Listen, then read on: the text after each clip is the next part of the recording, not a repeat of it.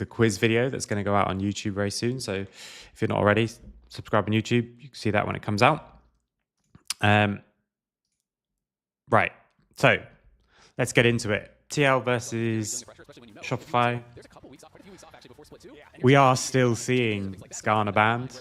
It is still strong, and it's obviously the champion hasn't changed. So in a sense, it's not that big. Like the combos that work still work, even with the reduced stun timer. But it is a bit weaker than it used to be. And Ambessa blind, instant top lane, Corki flexible. Ooh, Xin is the top priority jungler. So it's going to be Rumble into the Ambessa, or Ambessa can flex, I guess. Both of these can flex. All three of these can flex, I should say.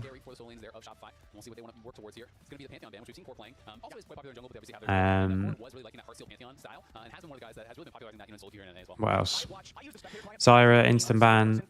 This is probably also not only, annoying to play against if you're not familiar playing against the Ivan, it's also something that's good into Skarner, so it forces the Skarner ban in response. Pantheon support, Poppy support, both quite useful. Poppy obviously much less aggressive, but still both usable. We'll see what they pair with this with Umti on the Xin. Elise support probably as well gone, or just flex. So this is much more like LEC so far than it is like the Eastern regions. Maokai priority, Corki priority, Mel hover. I think first this is a bit strange. Yeah, okay. It's a bit strange to go for the Mel. We've normally seen it have success with like tanky junglers, long fights. But you've got a lot of like sudden damage, so something like Talia that can just add on to that, I think is good. We're seeing more Nautilus, although Nautilus is apparently being buffed. We're starting to see more Nautilus anyway.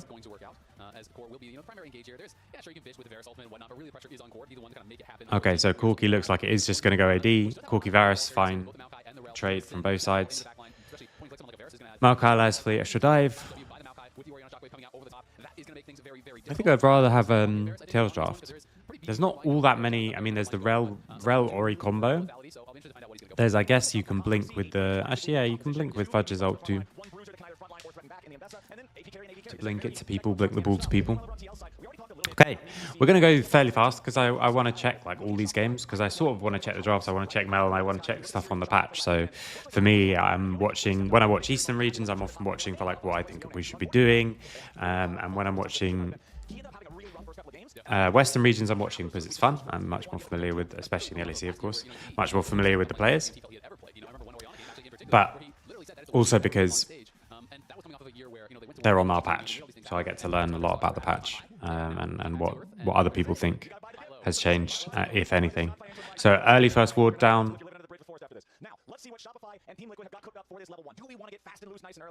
Spots the lane swap.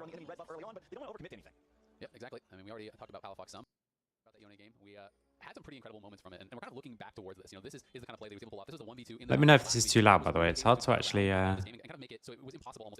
What is this? Last week on LTA North.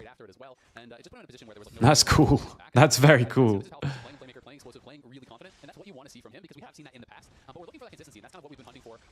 That's a much funner way to do. Like last time, he went 3-0. This is like much cooler. Just straight up outplayed in that series. It was way more about the opposing mid laner than it was about him. Now, APA, although we do know this guy can hit some pretty big moments, like when the pressure is on. But let's see how things really shape up here in these early scraps. Bottom lane, getting a little bloody nice early on. And they do the 3 lanes. I like that. So bot lane pushing in for TL, mid lane about equal, top lane pushing in for some, like I was about to say Summoner's Rift, SR, Shopify Rebellion. So this invade should be good, but APA needs a base, I guess. So this is now going to end up being not very good, I think. Like, I think they can contest this if they know that... Okay, he is going to get blue somehow. But for me, like, this just has to be more organized. Like, if you get the push in, like, now come and take the blue and then base. Because now they actually could contest it. They could contest it fine. You can't take this. They just don't contest it. But I think they can. Corki's not vulnerable to being dove. Enemy bot lane is going to come first, I guess. I mean, TL's bot lane is going to come first, but... He knows he's a better duelist champion. He knows his bottom lane has control over that wave as well. So it seems like it should be a green light to invade. It doesn't end up working out, but it did cost him a little bit of extra time. That ward was actually so critical in the side brush there. So what Contractor was going to do is Contractor saying, oh, you just took my blue buff here. Of course you're going to do the scuttle beside that, so I'm going to cross map. But that ward spotted going up towards top side where he's anticipating Contractor will go. So that allowed Contractor to say, nope, I'm actually going to stay down on bot side. I'll be able to take this away, get an uncontested scuttle. So yeah, he does lose his blue buff, but still, tempo-wise, he's quite ahead. He gets a deep ward, and he can maybe even steal these Raptors here on respawn because of that information he gained from that one singular ward. Every jungler knows how frustrating it is to lose your scuttle crabs or your Actually going to stay down on bot. well, so So what happened with the first one? Did he already steal something? No, they just cleared, right? And we're kind of looking back towards this. You know, Yeah, they just cleared. for the Varus, very likely here. But he takes 3 camps and then misses the Gromp. Misses the... Gets the blue, but just about. And then he's going to lose Scuttle and lose... He's just so far behind. This invade being slow and not being, like, well-timed just kind of fucks in. Now he's just really behind in a matchup where he's stronger. You have to be more aggressive on that invade, and you have to come with Talia. She literally crashed a wave, didn't come and help you, and then you took 1 camp and you traded it for level 2 Raptors. Like, I think I'd prefer the level 2 Raptors than the level 1 blue, probably. And now he's going to be there in time with item base to stop him. Yeah, he can just go on him. Like, Xin is really strong early, and Maokai is ahead, just easily. Of course, it is going to be phase rush on the Maokai and the Orianna. Yeah, you touched on it. You probably can't outduel the Xin, but you don't necessarily have to if you can just Bramble Smash him away and walk out. It's very hard for him to actually bring you down to dead if you don't choose to stand inside him for an extended period of time. Contracts make a journey up to the jungle here in the top side of the map, but he walks to that ward. It is about to expire. He disables it, but that still lets Impact know he's around. And Impact has up enough. Very even farm up the top lane right now. Honestly, Azale, the whole map is looking pretty competitive across every single role. Yeah, it is. It's very, very even pretty much in all regards. Bot lane, we can see Corki's a bit behind. I think he maybe has an extra minion or 2 to farm up. Is going to be ending up still down about 6-7 CS, maybe even a little bit more if Yon misses none on that bounce back. So Yon and Core, getting the advantage, but that's really the only one to be had so far in this game. I have to say, Yon and Core, while there have been some questions about TL, there haven't been any questions about them. They have been very strong as a duo. They've been team fighting well. They've been still looking like they're picking up where they left off last year, and that is very important because TL needs that point of power in the bot lane. Really so still, like, the trade comes in with top lane being crashing. I don't mind this trade for either side. I think Grubs are still slightly better. I think even with the nerf, just because they really change. So Grubs like really change the way that you can play, whereas Dragon just changes like what kind of has to happen much later on. You can play a lot more aggressively on the trades, obviously, if you've got the Grubs. So they push up mid, crash the wave in mid. They're building up a wave in bot, and they want to go for not the swap. Nautilus comes, but because they're not committing anyone to the top side, just Xin, and they start much sooner, they might just get both.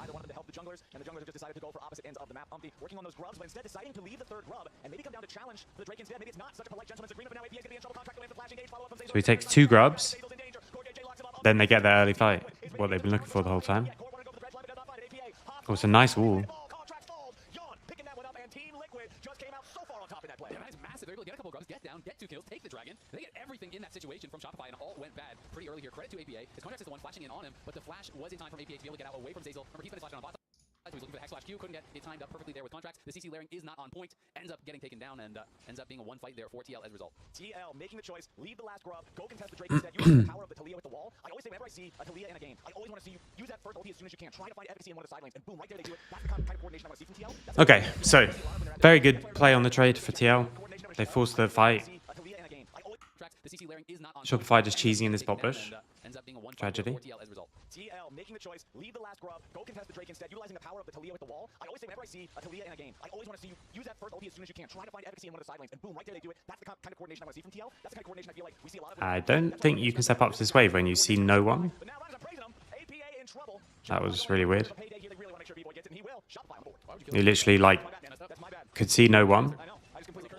You saw Orianna was mid, and you just walked up to the wave.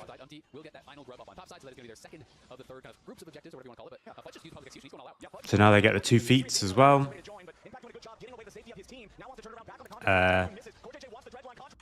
Why did he...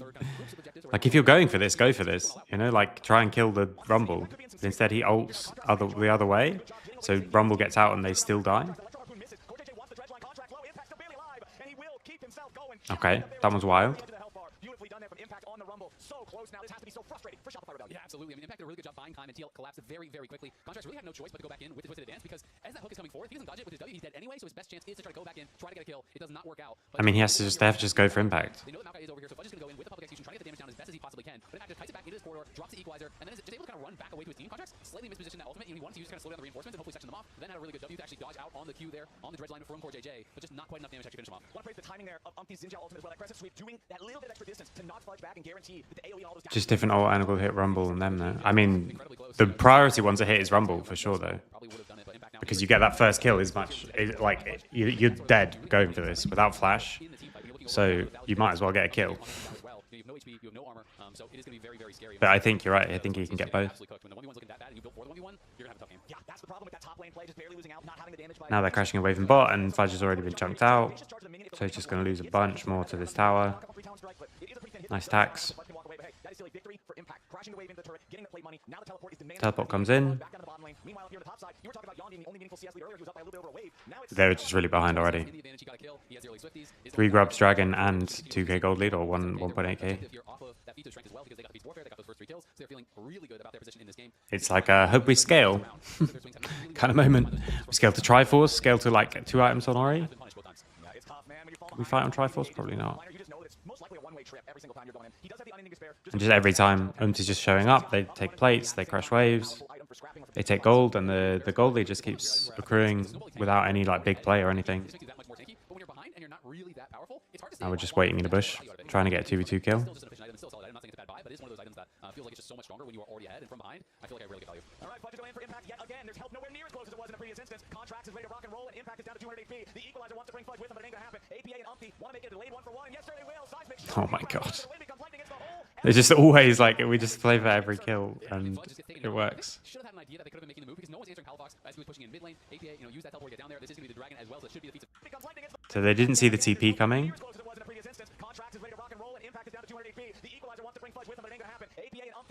And then Fudge just greeding for the next wave. It's so tempting to take that next wave though. And instead it costs you kill and dragon. And they can't even respond. I think they can take this dragon and then still get to the top maybe. If Varus goes through mid. Varus pushes up in mid and can deny them a little bit on the grubs, like slow them down. Zin can reset, come back out, and he's just super, super strong. Like, yeah, it's 1 item match, but they already have the boots as well. I think you can push up this next wave and still fight for these next grubs. Yeah, they're going to be able to do it. Thanks for the follow, Hal Mason. Yeah, so they push up mid, they get dragon, simple. They're just so far ahead. Like, this is already okay. If you're Shopify, like, you really need to start focusing on cross maps. Like, if you're not going to contest these, which I think you probably shouldn't. Yeah, you've just got Triforce, but I think you're still too far behind, especially like comp versus comp at this stage, not just gold or anything like that. Although the gold is also a lot. You're not doing anything. You have 2 people in mid, and you're running towards this side, and you're clearing this away as well. Like, you're not doing anything. Make any play on the bot side. This is what we talked about the other day. Either you get there and you slow them down because you're making a play on the cross map, or you're like genuinely trying to just steal something, or just go somewhere else. And this is nothing. This is like push up mid and go towards the side that they're already at, that we know we can't match. It's slowing down that first real item power spike so much that it still doesn't feel great. Yeah, it can be tough. You know, if you can kind of dominate in the side lane, if you build that can work out great. But if not, things can get difficult, and we'll see how it works when he does actually show up to the team fights. Yeah. As he does have that brutalizer, still working towards that first completed item. You can see a lot of players are now on that first completed item. Just joining Discord because some of the players said they might join, but we'll see. This is where Mbessa can start getting really strong. It just works so incredibly well. Okay. The recharge speed is increased drastically when you are dashing, and Mbessa is dashing non-stop. It also applies the slow on the proc, which is really nice, make it even more difficult to escape from this champion. So can be very, very difficult to deal with. Very strong stuff. As Shopify are going to start up the Rift Herald for themselves. They have lost every neutral objective on the map so far in the first 16 minutes of gameplay. They would really like to change that right here. Being down 6 grubs, down 2 drakes, down 3,000 gold. They need to mop this one up nice and quick. And yes, sir, they will. However, Team Liquid just say, okay. Sorry, I forgot to include a link in my tweet. I'm just doing it now.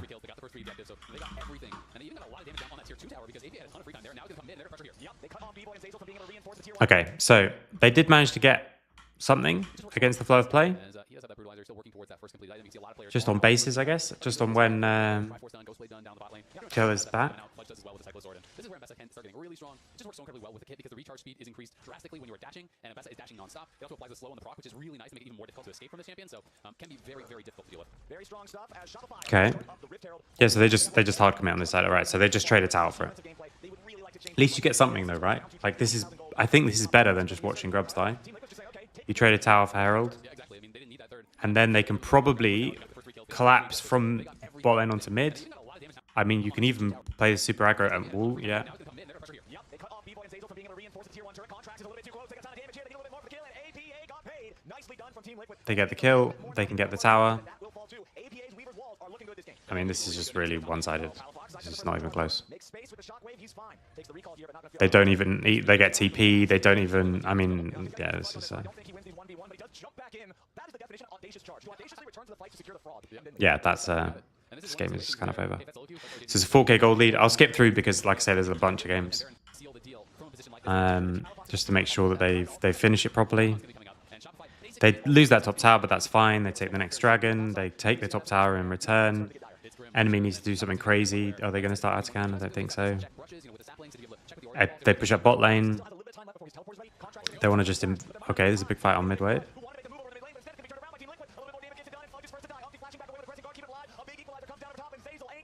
And they all die. Yeah, they all die. Okay. Well, they got a fight, I guess. Now they get Atakan. Well, I like the angle of seeing the screen as the replay happened. They just push really aggressively into enemy jungle. They've got 6 grubs, so they just shred through these towers. And this is just super one-sided. They're just going to keep pushing. Like they can do whatever they want now, but they're going to get soul as well.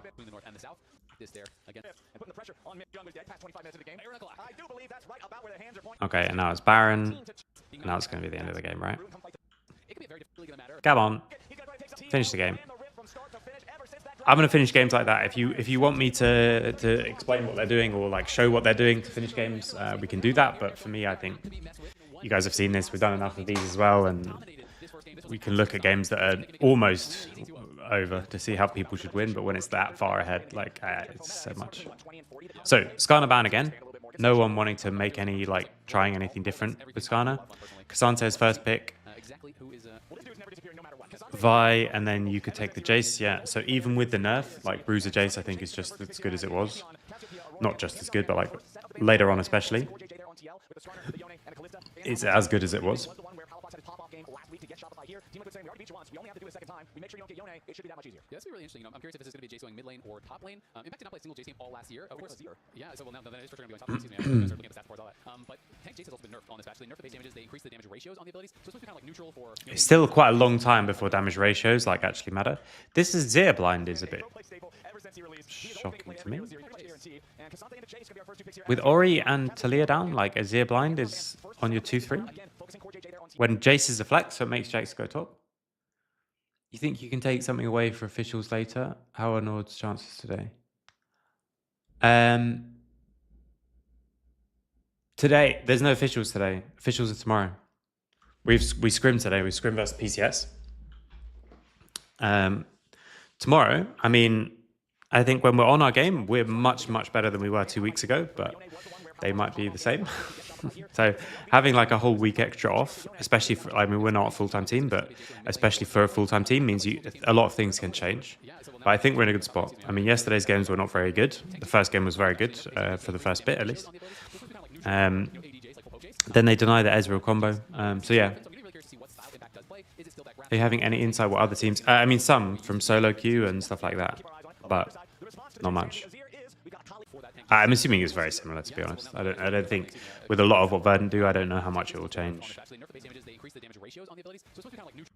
So, because it's not like Jace Ezreal, with Varus gone, I was expecting stuff like Jace Ezreal, but they've got no Maokai, I guess, to build a full poke comp. They're instead gonna take... I still think this is 0 on 2-3 is really weird. Yeah, Jace is still played currently. I don't know if it still will be, but it's the like bruiser thing. Azir soldiers do trigger Brawn passive, yeah. Which sounds a lot more broken than it is. Because you think, oh, if I had 3 soldiers hitting someone, I'd stack up the passive instantly. Which is true, but if you have 3 soldiers hitting someone, they die in a few seconds anyway. Garen is broken. Oh, what, with the true damage scaling? Well, do you take true damage on something? Yeah. What's the thing? You just take PTA or what? How do you build Leandries? how do you? Yeah, but what's the thing that's scaling your damage? Percent scaling your damage. Runes. Oh, Axiom. Oh. Okay. But I thought that was already going to be working even before the true damage change. 12% increased damage and it's true damage. Okay, I'm writing that down. I'm going to ask. The team today.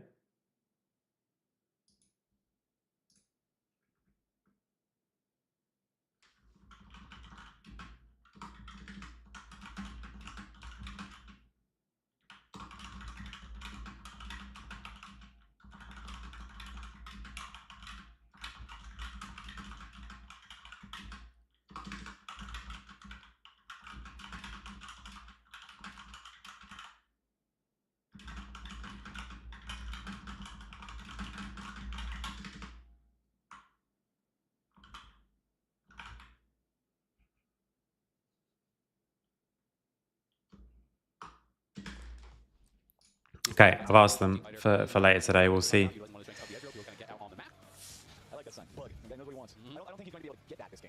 So,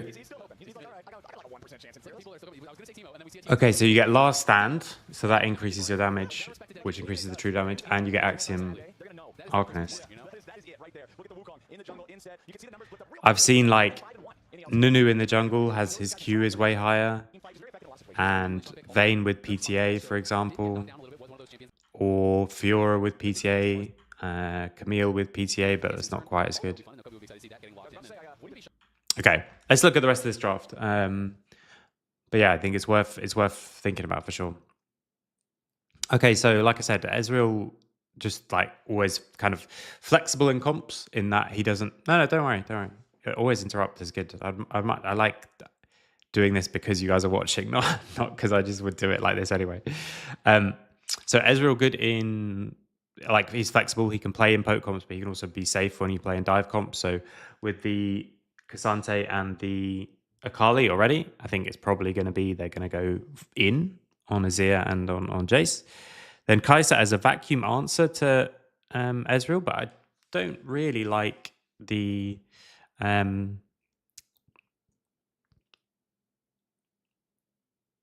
I don't really like it from a comp point of view, but I don't know if you have any other good choices.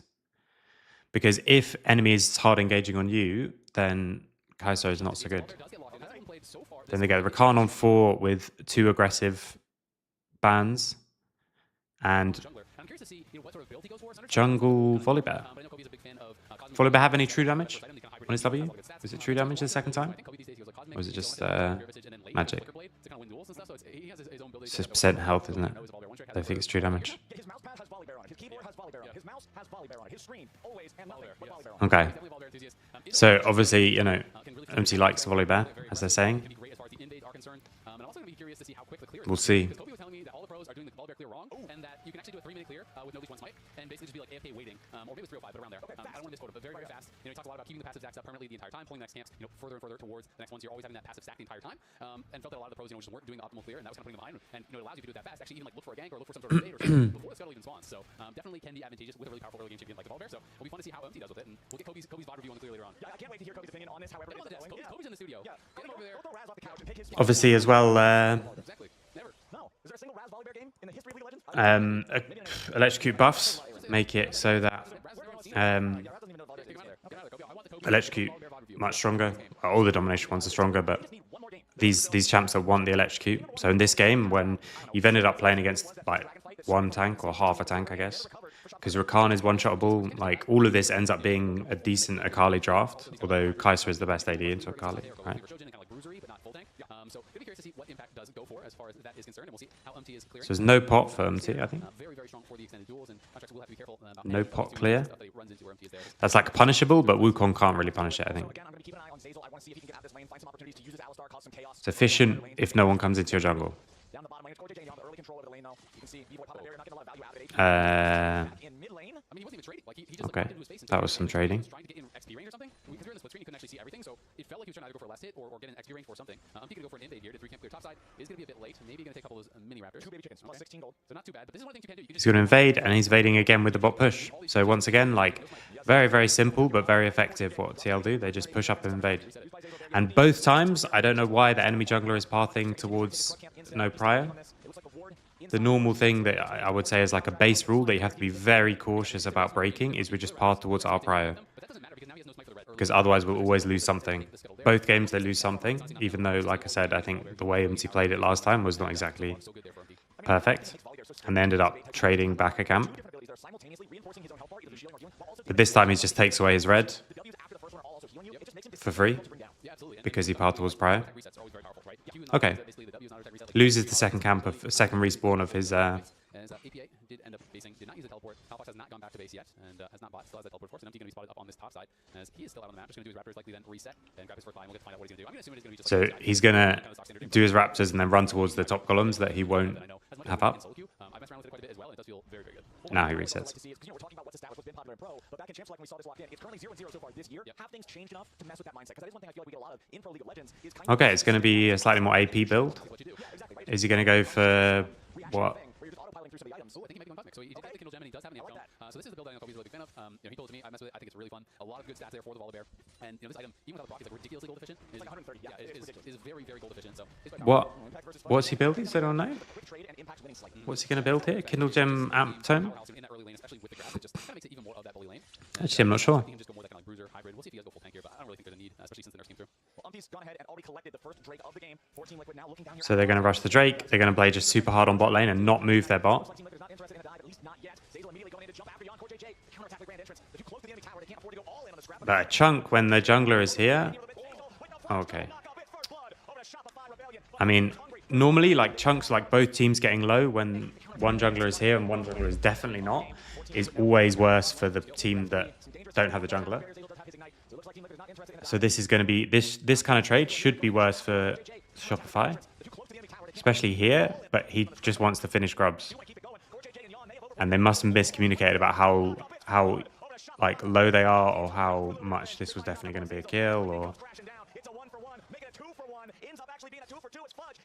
it's going to be a 2 for 2, but then that's because they're top. Impact just dies to Fudge.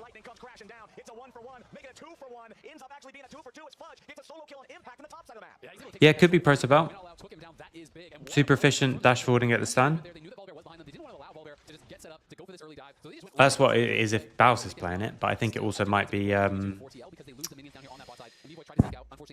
what's the movement speed one? Cosmic Drive?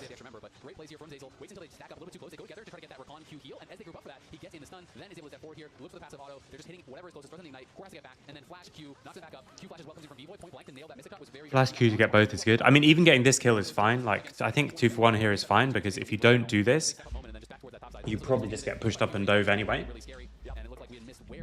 But it's very aggressive. Like, it's very risky. They have to misplay for it to work. Happy to pick that one out, keep the kills nice and even, still makes it just a single extra kill. Going to earn you progress towards checkmarking that first feat for either one of the teams. Remember that Team Liquid was able to secure those in the first game through kills and owning all 3 of the first neutral objectives. This time around, things are already looking better for Shopify. Yeah, they're still down a little bit in gold, but they got the first set of grubs. They're feeling a lot more on even ground after things have hit this 9-minute mark. It's a way more competitive game. You can see though, again, just constantly invading. He took away the red buff. Yes, he's warded out on the Krugs, but he's going to be able to take those away very likely also. Contracts is coming down here. So Contracts is invading to swap because he doesn't want to fight early. Like, as in, he's invading to take swap camps. So you don't get to choose like how the game shakes out, but you do get to not lose camps. And then Impact here just greeding for a plate, I think.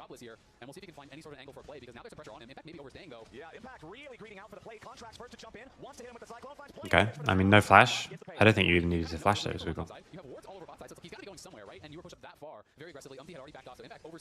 think that's a really silly overstay, but is what it is. because there was nowhere for Impact to go with Palfox being in. And it's a good play there for Shopify, a much more even game 2. And they're getting some gold where they want it, right? You know, it's both the Soul Leaders have a kill here early, B-Boy has a kill as well. We'll see what they can do. I feel like it was just, it was a little too greedy from Impact. I mean, you've already taken the second plate. You know it's getting that reinforcement. It's going to be that much harder to kill the third one. Just felt too disrespectful. They take a plate in top. So this is a much more even game. They didn't get the push across and collapse. Yeah, he's going to be the Cosmic Drive. The lanes have swapped position. 30 seconds till the Drake. 15 to the second group of grubs. Core JJ hanging around with his ultimate, but no flash to go with it. Having ulti and flash, both of these tools available. Volley Bear turret dives are very scary. Yeah, and they had contracts caught on that ward. With lethal tempo. I was kind of expecting we could see Zin take Halo Blades as well, by the way. Okay, he always can ult away. But he doesn't. He ults forward and then instantly flashes away. And they're going to get all 6 scrubs.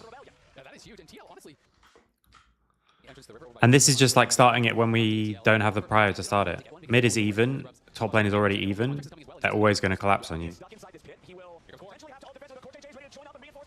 And then he ults in, does no damage with it, and then flashes away.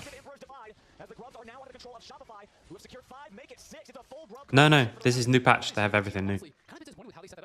This is 1.3. So they have new Halo Blades, new Skarner, but Skarner still being let out, and Mel release. That's why we're watching it, rather than just another LPL game.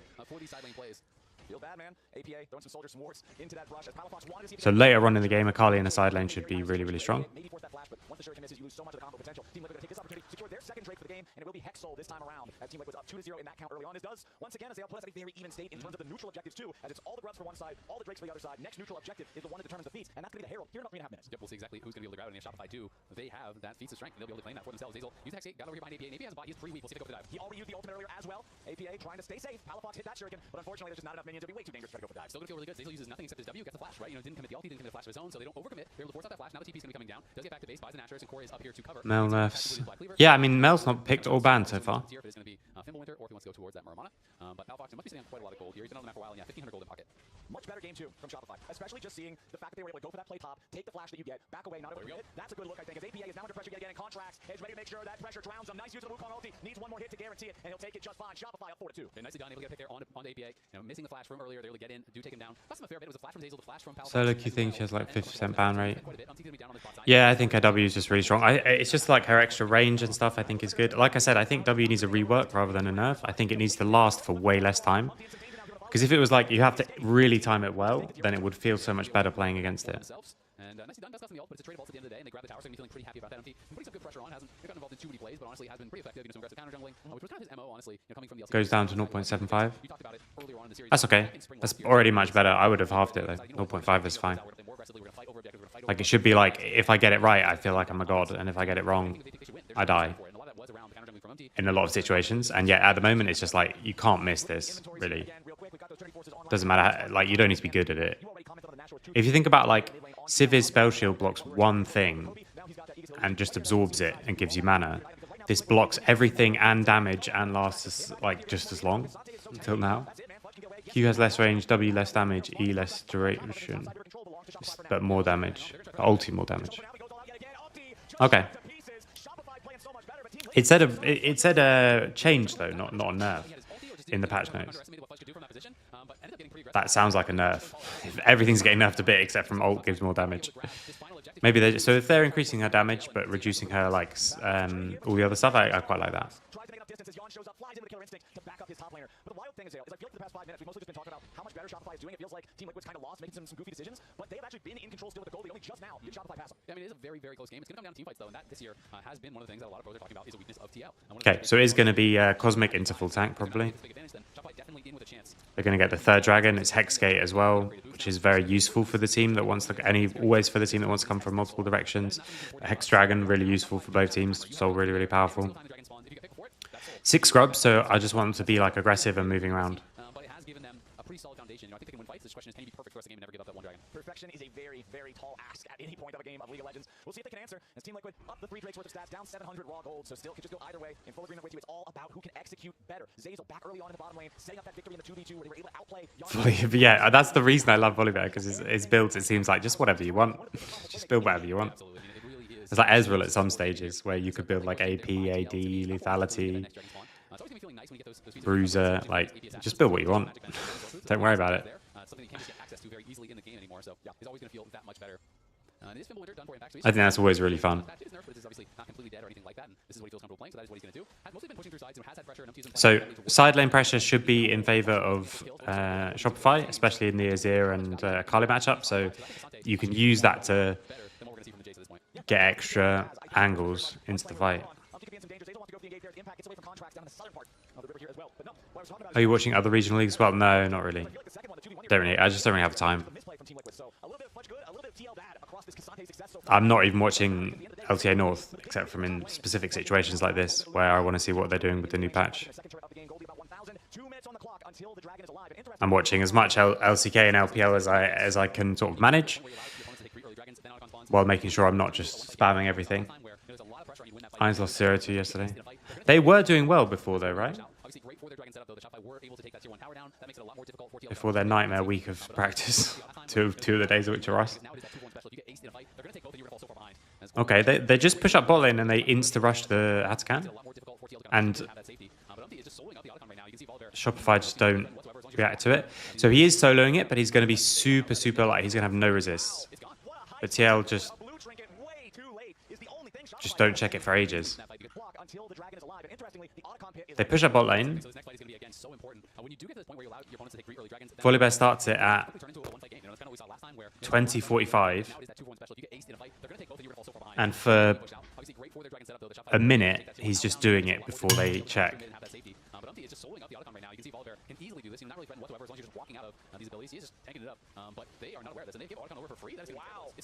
I mean, literally 40 seconds.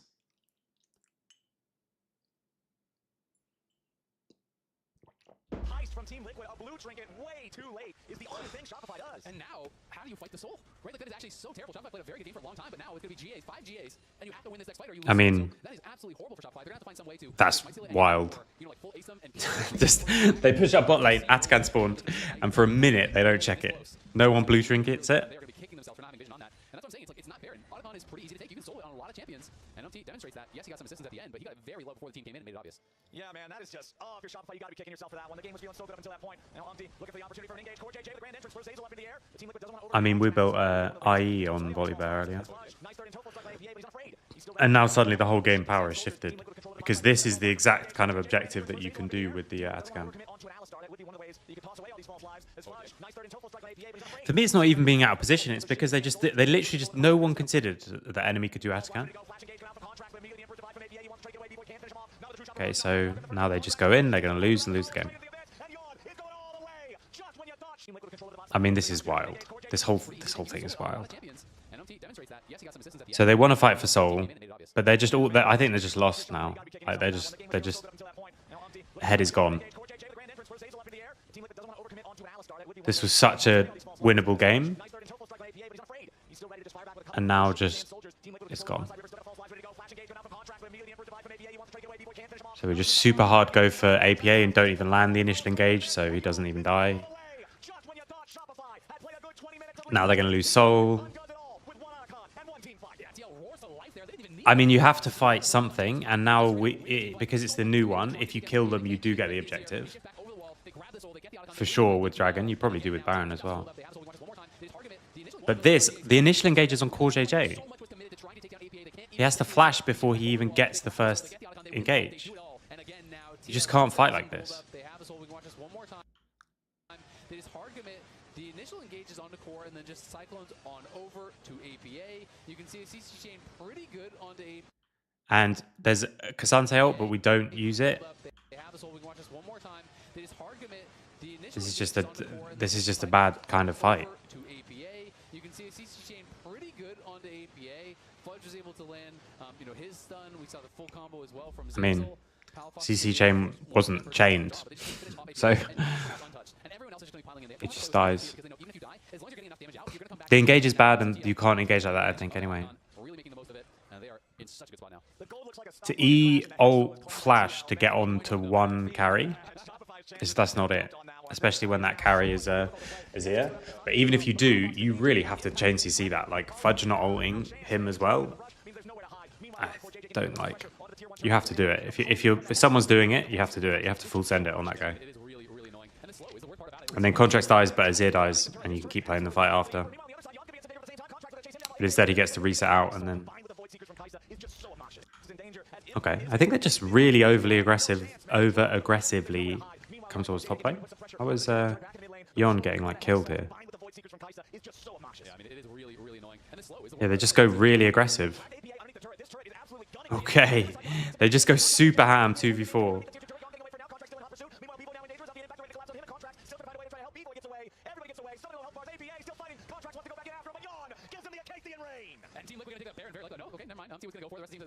Okay, now the game's over again.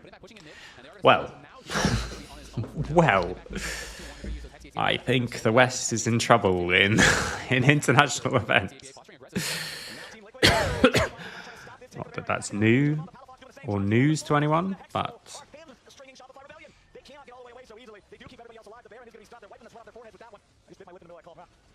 That's not painful. But you know, it's not as painful as being 5,000 gold down a game with that even 5 minutes ago. That's true. You're not wrong. That's a rough one, man. Shopify, they need. And now it's 5,000 gold, and it's sold, and it's already like, do we even watch this? It's so tough to make these things happen. And honestly, it feels like the guy who's been making the big plays for him so far has been fudged, but he also has been kind of getting. I don't like this on Jace, by the way. Alone is not going to be enough to do it, especially when you're down this far. This build is for sure nerfed. These, I think, should change. I think you just go like Shojin, Black Cleaver, Manamune, and you end up with more damage than you used to on those 3 items. I mean, he wasn't doing barely anything, and then he got a kill in the fight and a kill because he had soul. But if he can now beat Akali on side lane, then I guess it's okay. No, it's not even damage Jace. You just go Bruiser Jace, and he is Korean. So... So you'd hope. Maybe as soon as you get your green card, you have to turn over your Jace skill. I mean, the teleport's coming in already, but this fight, see, this is in a much worse situation. They've already got soul, and this fight is probably still going to be better. But you just never at any point did Shopify come from multiple different angles. They have 6 scrubs and winning side lanes, and they always just came like everyone knows where everyone is.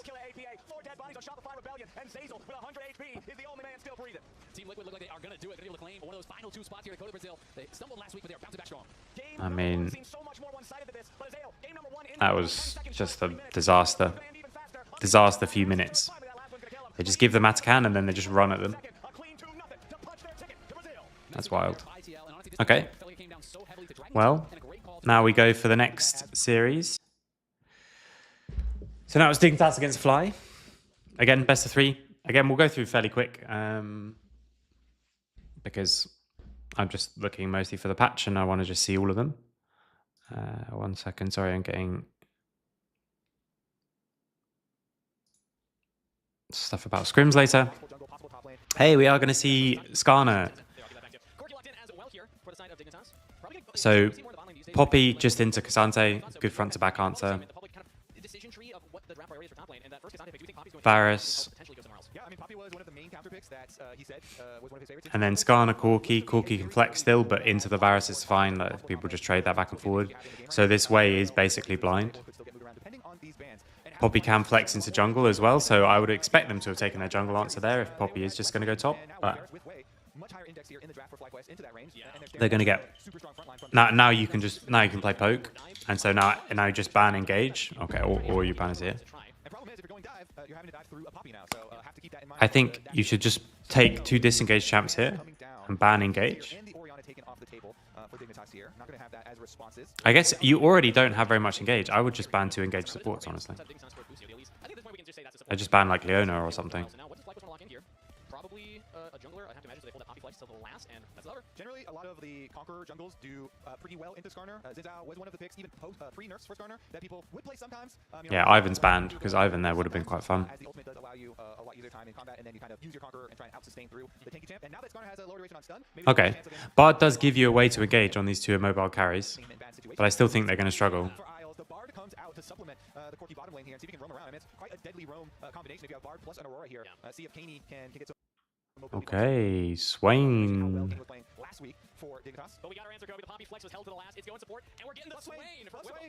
So, really good into dive comps. Can play like this tanky, obnoxious style. Like this. I like that. I mean, Bwipo just picks whatever for what he needs to do in the game, which I like. gotta say, there's a worrying trend that we've noticed on the broadcast here. And I gotta bring up early here because there's the win rate since FlyQuest shared Whippo's top lane draft priorities. Not that good. Not that good. What do you think? Given public information to me? So that's only 3 games. And in that series versus Side, I don't think the top lane draft was. I'm gonna quickly grab a different water. I'll let the game play out. Jumpers argue with the numbers. Yeah, right in front of us. They are there. I would say, as we get our invade here with Sweeper, by the way, so Ward kill goes down. Camp get his level 2 really quickly here, and it is going to be the full lane swap, so everybody coming through to make sure that no camps are stolen away or anything. There's no sneaky weak side business being done, and FlyQuest are going to have full bottom side control here with Inspired, with their duo down there, and Surdy is running straight for that experience. He takes a lot of damage. Interesting decision there. We didn't see how it started, but yeah, he was just trying to get in range of the minions. Exactly. Got his experience, going back now to heal after it, and Surdy himself has been one of the big Whippo fans for a very long time, actually. I was curious, and asked FlyQuest. Okay, is it the swap? In Whippo's chat, and 2022 here, ever since 2022 is a super big fan. Okay. I mean, Swain, like, you would say you swap on carries, but Swain's support also isn't useless. So, Ever since 2022 is a super big fan. Of course, he was on FlyQuest Founders as well, but even going earlier than that, Surdy's in his chat very often here, talking about picks, talking about draft priorities, getting answers, and even asking how he can win LCS. And I just heard from production 113 unique messages sent in the chat overall. That's a lot. Yeah. So, I mean, he said himself, he's a big Whippo fan right now. He's like, no, Whippo is going to does not have a lot of teammates behind him, and Surdy will be priorities, getting answers, and even asking how he can win LCS. And I just this is wild. Okay, so I've got to see this. I've got to see this. I think I've said this is wild a lot more often than in some of the previous pro reviews. Okay, what's going on? 3 wards, 3 defensive wards, or 2 defensive wards already down from Dig. They really want to make sure that they get this this 2v2. Bobby, especially with Halo Blades, really good in the dives. And okay, they just want to run swap. Okay, they want the swap, maybe? I don't think this swap is that good. So yeah, Swain, like I said, you normally would swap into like carries, but Swain is quite useful with just his CC and stuff like that. He can just buy space, he can just build like pretty much full tank, he can go Thimble into Rift Maker, and then he's fine. So it's not like he's useless or anything. Then they crash this wave in bot. They're coming down with level 2, so we've gone for level 2 and on the 3rd wave rather than level 1 on the 2nd wave. And now this TP is just... He's just gonna... I'm gonna TP in full level 1. What? What? What? What? Ah.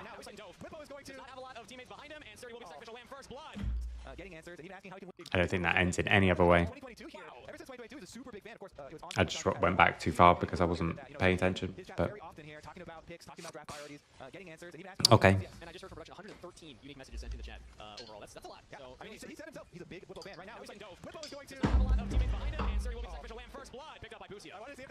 That's a nervous.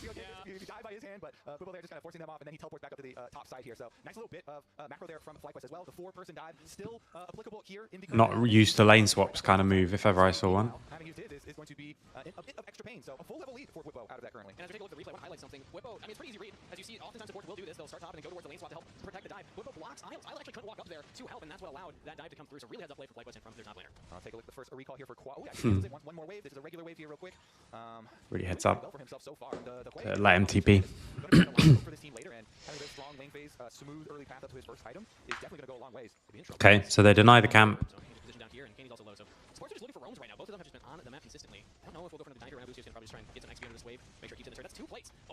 They get 2 plates as well. So just already a 1k gold lead in the swap. And now I think like Whippo is fine in this 1v2. Like he's not going to win, obviously. But he's ranged, so he can get more CS. And he's not, I mean, he's quite easily diveable. It seems like they haven't wanted to try that. Inspired's here to protect as the wave crashes in. So it'd be a 3v2 dive, and I think they don't win that. So instead they just go for the camp. And Inspired still has to be there, because if you die on that wave, it's just a tragedy. And now they're trying to zone him away to dive on the next wave, but I don't think you can. So it's 27-7, 27-9, sorry, in top lane CS, and also level lead. So he left the grubs right here, and Isles early roaming back down to 30, try and help out. This is disastrous for Surdy. He has not gotten ACS in probably 3 minutes in this game. He's still at 9. The wave's been frozen right at dead center. He just can't walk up. The Gucci monsters keep him off of it. Yeah, and then again, as this wave crashes in, Xin is going to be around is out of there. Slow roam here, though. Okay, flashes. Flash advantage here for Dignitas towards mid lane. See if they can actually return and actually punish Squad. But currently, looking at that next setup for possible Dragon, double recall goes off for Flash. Okay, so they swap. But you're just going to swap back and play for Grubs. Also update 30. He got 1. He's up to 10. Let's go. Oh no, okay, Grub's still 3 minutes. He's losing the XP for the most part, but he's still well I mean, behind it's almost 2 levels. So it's off for Flagwise here. Completely missed him getting Grubs on top side And it looks like Dignitas Wait a minute, time, maybe they haven't because the swap just not at the same time. currently 5 soul fragments to his name as well. Okay, 5 bonus health here. so that part's actually good for Dig in terms of the swap. Still getting some free stats despite being one of these, lane swaps. The other parts are a nightmare, but Dignitas here will be able to grab their grubs that on part the works. side. And they already sent Isles early roaming, so he left the grubs fight here, and Isles early roaming back down to 30, try and help out. This is disastrous for Surdy. He has not gotten ACS in probably 3 minutes in this game. He's still at 9. The wave's been frozen right at dead center. He just can't walk up. Like, Lucian Monster's keeping him off of it. Yeah, and the problems are kind of exacerbated here for Dignitas. World Squad is in trouble right now. Flash is forward inspired. That should stop the play. We're getting not enough damage. Squad is out of there. Slow roam here, So Isles gets a roam into mid lane as they're swapping back. see if they can actually return and actually punish Squad. But currently, looking at that next setup for But with them backing, they're going to lose both objectives. interrupted by Isles, at least stopping Busio. Also update 30. He got 1. He's Stop up to 10. Busio as well. Nice. Everyone counts here in those lane swaps. He's at least in the XP for the most part, but he's still well I mean, behind. it's almost 2 levels. It's almost. If you look at the purple bars there, it's an extra half level for Bwipo after this too. And Bwipo has a big wave he's catching right now. So Bwipo's getting an extra wave. Plus, he has already more than a So top lane being frozen like is an absolute disaster. to his no magic mantle and his little rejuvenation bead. He's like, please, this health regeneration and his magic resistance, please just help me here. Meanwhile, Bwipo trying to get some of his passive stacks here, but Xante is fairly mobile. Again, 2 levels up right He's now. literally 2 levels up. So any fight with both the top laners in, it should be good for Fly. Thankfully, Cassante at least can still bring a lot of value to team fights later on, even if you are behind. At least they got the Grubs and they didn't lose the Dragon for it. Able to get a sizable lead 'cause no ultimate yet for Surdy. So he is going to get 6 on this wave, and I don't think you can dive from here. Also got the grubs early, so Dignitas is one advantage they do have. We're talking about top lane a lot because of our behind. If you'd done this, if you'd have played this really slowly and you can 2v1 dive him with Zin, this guy's just never in the game. It's gonna be really hard for Dignitas to come back from. Thankfully, Cassante at least. Okay, but Zin hasn't based. Later on, even if you are behind, he is still just gonna be a big frontline tank. But in the I didn't get anything from that base. sizable lead, 'cause no ultimate yet for Surdy. I think you should try that. Maybe the thing is you don't know how long he is till 6, I guess. One advantage they do have. We're talking about top lane a lot because of just how massively Bwipo is ahead. At least the objectives have been the focus for Dignitas. All right, here, as he takes a little bit of a chunk. Nice little sidestep there, though, and he did get the tower plate that he was sticking around for, so extra money there. Yeah, exactly. It's objectives one side, money on the other side. Which would you rather have? I generally would rather have money early game here, because money early game means that you can then... Yeah, I mean, FlyQuest is just playing mostly for the gold. Don't really matter that much, only because But yeah, 2 objectives. Very much against the run of how things were happening. I think the swap just, like, you just need to crash a wave earlier and swap back for the Grubs. early dragons don't really matter that much. But they're just so desperate to avoid this I expect FlyQuest here to... this 2v2, it seems. Second pack of grubs as well. Yeah. They're recalling Bwipo right now, so you'd assume Bwipo is teleport. Actually, teleporting right back out to the top side. Except these Swifties is now Booster could be in some trouble here. Oh, Cosmic Fire not gonna land chain. The corruption go out. Now we're focused down on Isles. Picks up another kill for FlyQuest. They do it for Mark Tomo. I mean, this is the thing. In all these swaps, you got to be really careful as supports because sometimes you're like 2 or 3 levels down. And so you just got way less stats. Here, of course, with his lethal tempo. So we shall see. Man, we keep returning. The observers like watching this pain. It's just like Bwipo's just farming lots of free stats here. But now Shaden's gonna try and help. Swain ultimate goes out, which means that you can't just. I mean, you're just trading this gank for the ult because you know you can't. From Swain, giving you bonus health. Plus the grasp of the undying, more bonus health that he's farming off. Yep. Plus the tier, so that's more free stats. So it's a double health stats as well as the extra mana stats coming through. Which your mana, by the way, with the winter is going to get converted into health. So it is a lot of. Yes, I mean, this one is just. Just the CS, because you're looking at the CS and you're staring at this giant number discrepancy again in front of your face. But it's also all these stats that he's really racking up there. Really, what it sounds like you're trying to hammer in is that he's gonna be a problem. He's a problem now, but he's gonna be a bigger problem later once all that stacking adds up. Shaden is on the second spawn grub. There's no contest so far, so we're at least gonna get 4 of these. Yeah, let's see, because Inspired does have Smite, so sometimes you just walk on by and try and steal him, but currently he's going up to Krug, so looks like they decided, you know what, this Dignitas team is so short range, we don't care about the grub buff that much. We believe in our range advantage so much, in our scaling. See, because They just. I don't know why. Like with Zin, like I'm not sure why you're giving away all these objectives. He's a problem now, but he's gonna be a bigger problem later once all that stacking really adds up. Shaden is on the second spawn grub. There's no contest so far, so we're at least gonna get 4 of these. yeah, let's see, Because Aurora in a side lane is going to be super obnoxious with all these Grubs. so looks like they decided, you know what, this Maybe it'll be like last game and they will never go in the side lane, but believe in our range advantage so much. In our still, scaling, it should be. Swain and a Poppy for counter engage. It should be not that That they are just productive, and it is going to basically. put down the tower. Let's see what the defense does on the way. Can't get So now they're going to get some stuff from the tower. Or Dignitas could just take the plates and walk out. Isles does have a magical journey. Or from They swap around so quickly with the magical journeys and stuff as well. So in their games against Disguise, they don't need you just need to increase the pace of the game. Like push in waves and move, push in waves and move, push in waves and move. So the fact that they're at least getting gold onto these members, they have the 6 grubs. And you have all this dive if people get trapped in between waves and stuff like that. Worry for Dignitas right now, but In between towers, sorry. Stuff like that. over the last couple of minutes. 6 grubs. So like, fuck it, let them top. If Katie gets Go it, bot. and they pick 2 people off somewhere, you can then push down a bunch of gold with the 6 grub buff, able to get a turret after plays. So we'll see teleport up top. Yeah, so they throw the December Fate rather. Flash away from Bwipo between worlds. Goes Caney. Damage in onto Bwipo. He has the ultimate available. He's burning too fast. Dignitas find a kill with the TP play. Right as you say it, Katie in there, teleports in. The Okay. ultimate, they catch Bwipo. Starts with Isles getting the Bwipo. So instead they full match, but they don't get the tower for it afterwards. And Dignitas, they find their play. I really want to see what they can get afterwards. I assume they're going to finish up that top tower. But here it is. The Aurora So you lose a wave bot, neutral in mid, you use TPs, and you get a kill. For them, after already losing Bwipo there, But I think you have to stay and take the tower and just start to open up the map. they were unable to get an objective afterwards. And it was 2 teleports because 30 Because these longer lanes is like so useful. have the global play. Dragon's coming up here in 5 seconds. So Dignitas, if we keep stacking these, they will not have 30 there. The Cassandra is pushing top. Now the dragon's coming up, Some pretty key item completions. and you don't have flash or ult on Bwipo. Although very slightly, towards the top of the gold graph right now, very even. Okay, now you do take the top tower. Okay, you still don't take the top tower. Burst damage. Meanwhile, Owl's here. Bard ultimate a couple seconds from coming off cooldown, and they have priority on Dragon now. Yeah, and because bottom on the top side doesn't TP, so it's going to be a 4v4 if FlyQuest try and contest. And honestly, it doesn't look like they are. FlyQuest have just been giving over a couple of objectives, and maybe I spoke too soon. Inspired is walking out, has to be behind him. Just wanted to reposition. Okay, they are going to push in this time. Starting with the Heart Steel, Trinity Force done here for Tomo. And Tomo I think either you stay and take this tower or you run down already. now very even with Masu, so we'll see what he can get done on this Corki when you have your Trinity Force. Very nice burst From damage. SRTT. Bard ultimate a couple seconds from coming off cooldown, and they have priority on Dragon now. Yeah, and because bottom on the top side doesn't TP, so it's going to be a 4v4 if FlyQuest try and contest. And honestly, it doesn't look like they are. FlyQuest have just been giving over a couple of objectives, and maybe I spoke too soon. Inspired is walking out, has to be behind him. Okay, so now instead they're going to back off and take the tower. Okay, but they just die for it because for fun. Because bottom on the top side doesn't TP, so it's going to be a 4v4 if FlyQuest try and contest. And honestly, it doesn't look like they are. FlyQuest have just been giving over a couple of objectives, and maybe I spoke too soon. Inspired is walking out, has to be behind him. Just wanted to How does this even happen? Doesn't have the ult, never move. They just walk at them. Doesn't matter, you got the magical journey if you can't click on the portal. FlyQuest find a pick. Nice blast cone Okay. over the wall here for Bwipo goes at the same time. And Please tell me he's going to take top tower at least. objective stacking that Dignitas had going for them. Meanwhile, it's going to be an immediate move for Kaney to top side. You give him He's not even taking the top tower. like Kaney's just going to call it quits on the roam. Yeah, there's a short window there, but What is this whole sequence, by the way? So, okay, they use all their resources and they don't stay and take the tower. Bwipo's there for 20 seconds. I think on this wave you take it. Getting the Bwipo flash out with his Bard ultimate as he's running away, runs towards the ward that's being teleported on, and Dignitas, they find their play. I really want to see what they can get afterwards. I assume they're going to finish up that top tower. But then after that, like, Picks, that you're looking for, and Surdy gets right in there. like just stay and take the tower. On this wave it dies, I think. But even if it doesn't, At least so it's not any worse for them. okay. Then you base, then you come back out of base, you play aggressively in bot, two teleports because 30 used his as well. They teleported on the same you board. push up mid, you're on all these waves faster than them because that you didn't stay to take the tower. So the thing you traded for is a bunch of hey Ian. So the thing you traded, like instead of getting the tower, you reset and you were faster on tempo. Pushing top. And let's see here. They just Then you push up mid and bot, the Heart Steel, Trinity Force done here for Tomo. and then you don't start dragon. Although very slightly, towards the top of the gold You graph take- now, very even with Masu, You so just if chill. get done, Like if you just do the dragon on those waves, then on the next waves you push up mid again really fast, and now you start dragon, but you don't have the bot wave. Honestly, it doesn't look like they are. FlyQuest have just And now you don't even start it, and now you leave, but you leave really, really slowly, and you don't push top. back aisles. Doesn't matter, you got the magical journey if you can't click on the portal. FlyQuest find a pick. nice blast cone Just, over the you've wall. got 6 scrubs, just go the other place to them, at the very least. Stacking that Dignitas- And now Aurora's coming towards top lane, but you don't even get this You wanna try and punish this tower. It's gonna go down. It looks like Kaney's just going to call it quits. Aurora just runs to top and then just backs off. She just runs to top and goes to base. Hard to actually push the wave in and probably take it down. But it's very low. If they had been able to trade the dragon for that top turret, arguably worth it there for Dignitas. But the fact that they don't I mean- have not only stopped the dragon stacking, but also have the potential to take that first turret themselves. So FIESTA strength is still for either team. Yep. They got their You would get Feast of Strength as well, like just kill the... Let's see, though. Maybe Dignitas here try and pull off a new- I try when I'm doing these to not be like... getting their first items down. So I don't like to just watch and be like sassy because that for me is like that the analyst side of it, and the coach in me knows that there's more going on and that it's not as simple as just like okay, just go and hit the tower. 430 on the Cassandra, still feeling the pain. But here, just hit the tower, man. Inspired is able to help quad here with that push.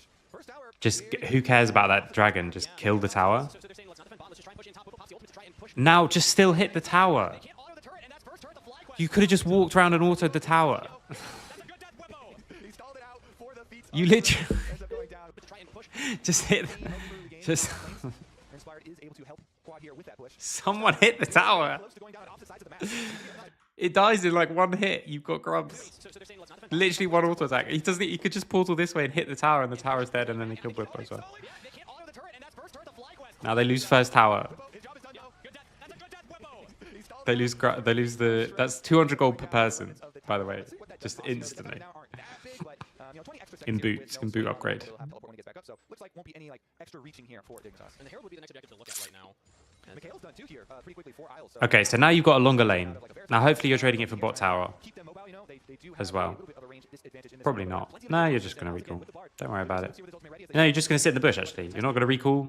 You're also not going to hit the tower. Just sit in the bush. Ooh, flash from Kaney. Who's taking a huge Chill damage. out. Just Don't worry trying about to it. bait Wits. Take a break. Not able to snipe that one, but I think the damage and boost is enough. All this time, he's just taking a break in the bot lane. No problem for Dignitas, and now they can get into their side lanes a little He's bit, not even getting pushed on this wave. but still, you're so mobile as Aurora. Now he's losing push. He could have just reset and literally the same thing would have happened. Drop that because the Dragon will be up in a minute and a half. I like when teams wait for that so they can kind of control. Like he would lose no extra tempo to reset there. Peripheral usage to really open up the map. Bottom side turret is already fairly low though, so if they really felt like they just had to get one immediately, this one is lower health. They could dive the full health Cassante. On the tower as well.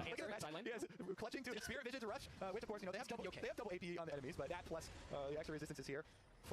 And he's got magic resist already. Of the early game, meanwhile, side lanes, Inspired is Yeah, they can't dive him. There's no way. There's no way they dive him. First tower, very, very close to going down on opposite sides of the map. Yeah, you see the other side too? There's no way. Let's not defend bot. Let's just try and push it. Yeah, this whole thing is a mess. Let's see what that does cost. The death timers now aren't that big, but 20 extra seconds here with no. I mean, I think like FlyQuest, TL, Extra reaching here for Dignitas. And the Herald would be the next objective to look at right now. like the top teams in LTA North, I think are good teams. But this Shopify Rebellion and then Dig games have been really shocking. Like here as well, like he's not doing anything. You clear this wave, either be hitting and pressuring this tower while you're taking this, and then you can back away, or just fog towards the rest of your team. Come to mid lane. Come to mid lane, you can play on this next wave, and you can get teleport from, like, if the call is to focus on this, then come up to mid lane, play aggressively on the next wave, and then you could at very least force the TP from Bwipo. If the call is that we're going to go for this and then back off and just hit the side, then you have to be hitting the tower. But instead, he literally just waits in the bush and does nothing. He could, if you... Yeah, and he's, yeah. Yeah, looks like it is going to be Rift Tail picked up here, then no problem for Dignitas. And now they can get into their side lanes a little bit here for Kaney. Kaney did use the flash, but still, you're So, like, you could have... My point is that you could have come towards mid, fogged on the next wave, come back towards bot, and you still wouldn't lose any time in bot lane because you just waited in the bush instead. So either reset and come back out through bot lane with items, or move and you would still come back to the same point. Or last option, catch this wave high, hit this tower. Because you didn't generate any extra time in bot lane, but you also didn't use your time for anything productive for the team. You literally just sat in the bush, chilling. Just had a Kit Kat. Bottom side turret is already fairly low though, so if they really felt like they just had to get one immediately, this one is lower health. They can shove it down there, but you assume probably use it mid so you have an easier pathway into the next. Enemy pushing up mid. We're pushing up bot. We just lose a wave in mid. Whole wave just dies to the tower. We were swapping people around the map, and we just lose an entire wave to the tower. Bottom side turret is already fairly low though, so if they really felt like they just had to get one immediately, this one is lower health. They can shove it down there, but you assume probably use it mid so you have an easier pathway into the next dragon spawn. Literally an entire wave just dies to this tower. So they're going to go for an invade. Inspired sees Sturdy, who is all alone right now, but should be able to get back to the turret, I imagine. Charge and corruption flashed by Sturdy, so that's the summoner still down. All right. Merc treads are completed for him along with the spirit resistance. And we lose tower. Maximum magic resistance for him. It is going to be like, they just fly quest the same as TL. They just push up and move and push up and move, and that's enough to just win. Along with the spirit resistance, so maximum magic resistance for him. It is going to be Impale onto Busio yet again. It's the support of the focus. Misses the ultimate, and Shaden picks up the kill. Shaden here. Okay. With Skarner, and then they catch them on the way back, but then probably not going to do anything with it. That's my guess. Like, keep them out of mid lane and push and pressure this tower. Nope. Keep them out of mid lane and move. Okay, you're going to move towards bot, and now you're going to get this tower. Nope. You're just moving bot to for the kill. And you lose mid tower.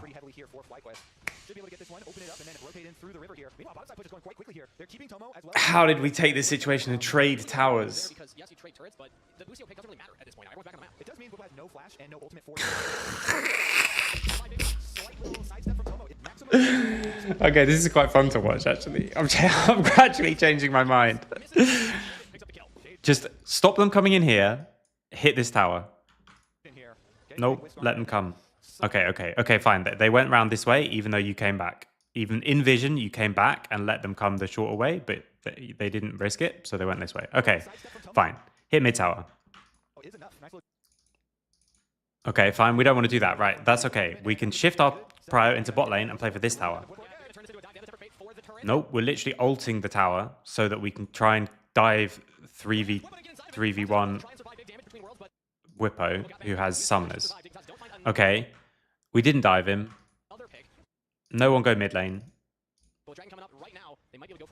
2 people base, actually. Should be able to get this one, open it up, and then rotate in through the river here. Meanwhile, While we trade towers. they're keeping Tomo as well as Isles down there, able to shove that one out. Yeah, really good that Whippo lived there because, yes, you trade turrets, but the Boostio pick doesn't really matter at this point. Everyone's back on the map. It does mean Whippo has no flash and no ultimate for the possible dragon fight here. Yeah, the Thimble Winter completed, though, so at least she'll be tanky. Very tanky. As the Icon also spawns. So Maybe. Maybe, I mean, yeah. Will get punished for not having the ultimate cooldown or the flash cooldown because Dignitas are not interested in actually going for that right now. Pretty calm state in the game, all things considered. All right, we got our heel cutting coming in. Tomo got his recall off after pushing that. Maybe I'm wrong. I think this is too simple to show players. So, again, a lot of kind of even footing on par, except for that top lane, which is going to be the full item advantage for Whippo and all of the passive stats that he's able to stack up. You know, that's some. I wonder how much gold he's got in his pocket as well, and how close that actually is. Because right now he's just walking down to group with the rest of the team. Dragon is still on the map, so that's still going to bring the team's attention towards it. And currently Dignitas are pushing mid here to set up for this objective. Aurora's pushing bot way, so once Kenny decides to join up, they could look for a fight. All right. I think they just look so nervous. I think they look like they're playing. This is why. Okay, so that part was the analyst part of me. The coach part of me says they look so nervous. They look like they're terrified of playing against FlyQuest. So I don't know what's happening at Scrims. Like they're not pushing anything. They're not trying to hit their towers because they're scared they're going to die or something. The full item advantage for Whippo and all of the passive stats that he's able to Maybe they think it's bad to be like chipping towers, but when you've got 6 scrubs, like all of these towers would be dead if you'd just hit them a bit. And you have plenty of opportunities to. All right, they're buying time now for Quad to push. Quad with his teleport ready, pushing top side. And now like you were in mid to fight for this wave. SRT, whatever his name is. Sorry, I don't know how to say his name. Surti. So Surti is coming through mid for no reason after enemy is pushed through mid. Like enemy has position on mid now. So if you wait here, you can get a flank, which might work actually with the kind of comps. But if you just walk, I don't see the benefit even of walk. Like what do you gain for walking this way? You just die. And now you just get pushed off dragon. They just get pushed around so easily. This is why it makes me feel like it's against nameplates. And this is why I think actually I like your point of like I could take negative things to show players, not negative things, as in like here's a mistake we shouldn't make is not always, even though I do prefer to do positive examples. But I think we don't even play like this unless we're playing against like G2 or something. And suddenly you think, oh, they're just going to kill us everywhere, so we have to... Even then, I don't think we would. It's not really in people like Eric's DNA.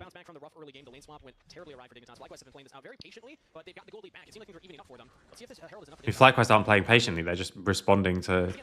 Again, I don't like criticizing casters because they're literally casting right now. But I wouldn't describe this as FlyQuest playing patiently. I would just describe this as them like accepting the free things that they've been given.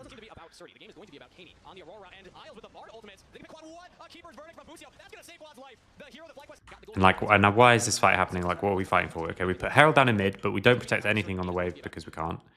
So Herald is just going to crash while we're trying to find a kill. Quad has flash though. Like all enemy carries flashes are up, so we should play accordingly. We're teleporting to mid while the fight's already happened. Really nice keeper's verdict. So he doesn't even have to use flash. And now the long fight, we just lose.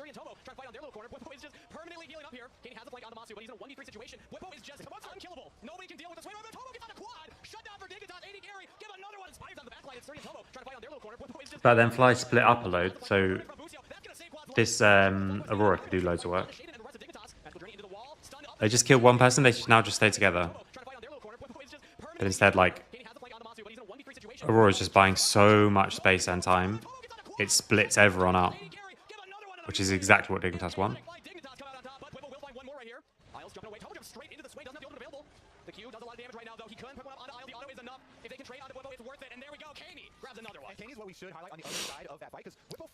Remember the chess game yesterday where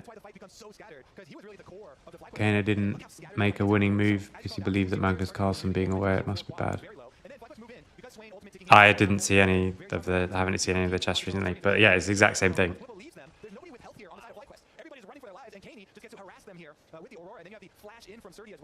It's like we can't push this tower because surely FlyQuest wouldn't let us just push this tower for free. And now we don't see any of the setup, but there's just another wild fight straight away.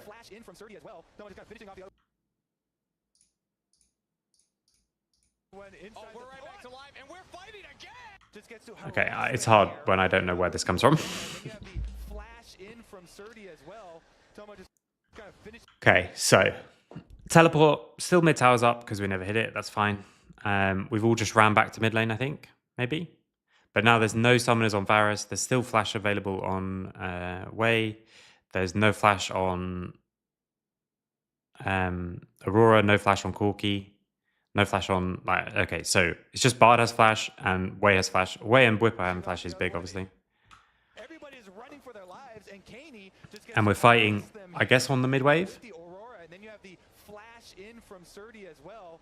Tomo just kind of finishing off the other one inside. Oh, we're right back to life, and we're fighting again! Suppression on the 2, the damage over the top. Busio's going down, Kaney flying in there between. I mean, Aurora's doing so much work, but they've not got enough tools left for Whippo. So is Whippo! That's a wide swing as he's getting some kills for his team. He's going further. He wants more. Kaney does have Yeah, with the drain, he's going to keep him... too strong. Masu's positioning well. He snipes him. Shut down to Masu. All right, round 2 goes the way Okay. of Quest though here. Let's see, with 2 members left for Dig, it's just Alice and Shaden. So not a lot I mean, there's nothing to take, and all the waves are just neutral, so afterwards. you don't lose that much for the fight, I guess. Kills. Let's see how it started, because we missed it coming out of the last replay. It looks like Inspired and Surdy are just playing tag. So FlyQuest got their reset first on that control ward, and they were here really early. So FlyQuest were just here to defend the next mid wave, and Dignitas weren't ready for it, I guess. And again, his Bard ultimate, he's able to use it to chase on through, and you know that Masu finishes off with the other kill.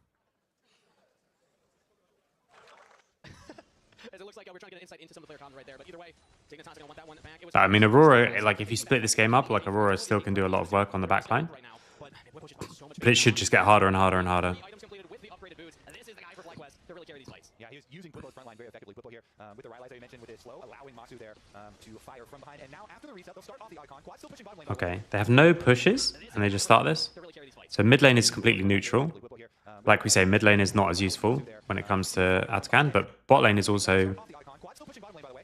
Dignitas are going to approach. Okay, oh wait, sorry, it's Wei is... my bad, Wei is on FlyQuest. So they get pushing bot, and they just start it. Using Whippo's front line very Because I think if they just play front to back, like, they should just win. Masu there. It's only if Aurora can get onto their backline. Icon. Quad still pushing bottom lane, by the way. Dignitas are going to So they will get their resists shredded. have the Tempered Fate over the top. Temper Fate comes in. Delay it as Poppy. Masu there to fire from Why is Aurora running to mid lane? They literally know that they're doing it. So Aurora kills one wave in mid, A lot of damage. and then gets chased away by Swain. Should maybe be TPing already. Okay, now is TPing. Masu there. Let's watch this fight normally. And now after the reset, they'll start off the icon. Quad still pushing bottom lane, by the way. Dignitas are going to approach. It's down to half health. FlyQuest are dodging a lot of the damage. I mean, I think already We have this mid wave, like, who cares? top. Just let them push it. He's trying to delay it as Poppy ultimate Okay, hits. Poppy ult's blocked. Inspired, big damage onto the Inspired is really chunked Surdy, they got him. Inspired, because of the resists. Surdy might trade, no! So It's just a 1 for 2. Surdy still up to get the Otacon too. Dignitas walk away with everything. Disaster for FlyQuest. Yeah, you can't really like flip icons versus. I don't know. Go in and start how are we just starting this in vision with no push, with no priors? We're just starting Atakan in vision. Dragon, and the pings are already on the map straight for Baron. They're going to reset Kangas, and you have to think after this replay, we'll be looking towards Baron with those icons. Here's another look at it though. Surdy's able to pull back Inspired, who had ulted, and then go finish the job as well. You're like, oh, this game's not going to be about Surdy. Well, maybe some of the game will end up being about him, as they're able to kill off Inspired and then get the Otacon, chasing after those 2 kills. And now I don't know what we're doing. Let's see what they can indeed. Baron's up. They get the control ward on it. As they're controlling vision around the area, FlyQuest gonna have to fight their way in. We're gonna get mid tower. They don't have ultimate or flash on quad. Masu does have his up, so could still go for it. As we have Hey, we got it. Chain corruption out onto Shaden, but doesn't last very long because of the Mikhails from Isles. And now Tempered Fate missing. Masu is in a rough spot. He's gonna have to flash window. He stands his ground. Fight their way in, but look at the cooldowns. They don't have ultimate or flash on quad. Masu does have his up, so could still go We for don't it. have the push in mid because the wave is neutral. And so we're just throwing shit at them in the jungle. Last very long because of the Mikhails from Isles. And now Tempered Fate missing. But again, now we're giving them a front to back. This is the kind of fight that's not good for us. They don't have You just want to fight because they had no resists because they just got completely shredded by Atakan. go for it. As we have a cat And now, like, everyone's just going to come from the same one direction. corruption out onto Aurora's trying to run around to the side, but it's going to be too late. Isles, and now Tempered Fate missing. Masu But both flashes are up, both summoners are up for... Masu gonna fight with the rest of FlyQuest. It's just into the I mean, very long because of the Mikhails from Isles, and now Tempered Fate missing. Masu is in a rough spot. He's gonna have to flash away, but no, he stands his ground. Masu gonna fight with the rest of FlyQuest. It's just into the and then Aurora just jumps into... Dignitas are losing a couple members. Maybe Surdy can get onto the Does, like, no damage to quad and then just jumps into everyone. Still free firing. They can't kill the FlyQuest AD carry, and FlyQuest hold the line. Terminus, plated steel caps, and an extra Negatron cloak are there for Masu, and he stands his ground. I mean, Blade the Ruin King healing with the. I mean, he still had flash, guys. He wasn't even nearly dead. We didn't nearly kill him. They weren't able to like pin him plus Quad together. Yeah. Nicely separated. Well, at least they had Once Atakan. Kenny actually did find Could have the been fight, worse. Quad hits him with the fear, and then they also were able to take. And now he's like, we go Baron? Despite the Otacon buff, FlyQuest there. Why? Get those buffs off the map, and with the delay that they added to the revives for Otacon buffs, like this Baron What? attempt is not as quick as it used to. Why is this working? Why did they not think? Why? Like, it's so wild. Maybe it's just like so Hail Mary that people didn't even expect it. It's still leashed. The rest of FlyQuest are here. Yeah, it's now going to. Yeah, but But Dignitas have a 5v4. They lost. no, I know why they're doing it. I guess I just. Well, actually, they shouldn't. I mean, they're only 2k down. They just still haven't got any. Again, it forces the kind of fight when you're doing it like this. It forces the kind of fight that they don't want, which is why I think it's a bad thing to do. But FlyQuest respond to it so poorly that it might work. But now they get kind of trapped in the pit. Now the collapse is going to come out. So now it's just, they did get a kill. Now they're just trying to mark. Okay, I think he's trying to mark the Aurora, but then he just goes the wrong way. Okay, so he jumps backwards and then runs forward. Then no flash on Quad, so he gets one shot, and really nice Bard ult to stall Inspired on the backside. Whippo still has ult. And you got one carry, but you didn't. There's no threat at all on the other one.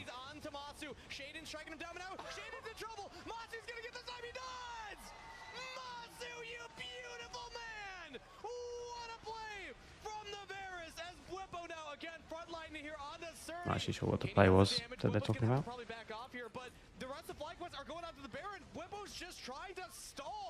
Whippo just buys time.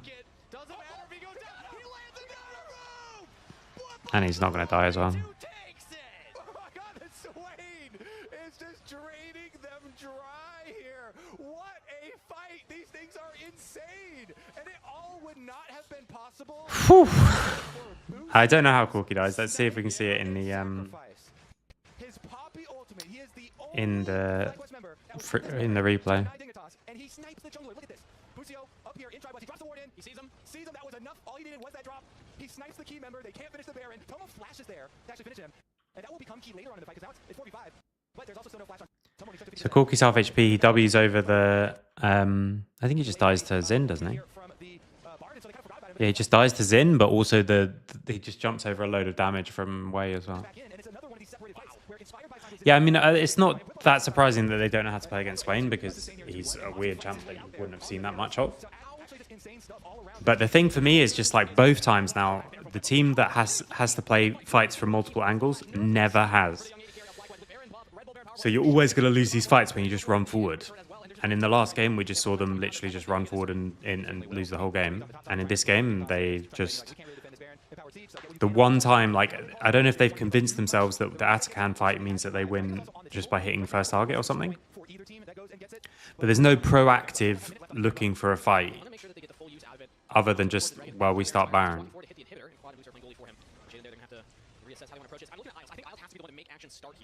And as always, like, FlyQuest don't need to do that much, so FlyQuest could still be a really good team, for all I know.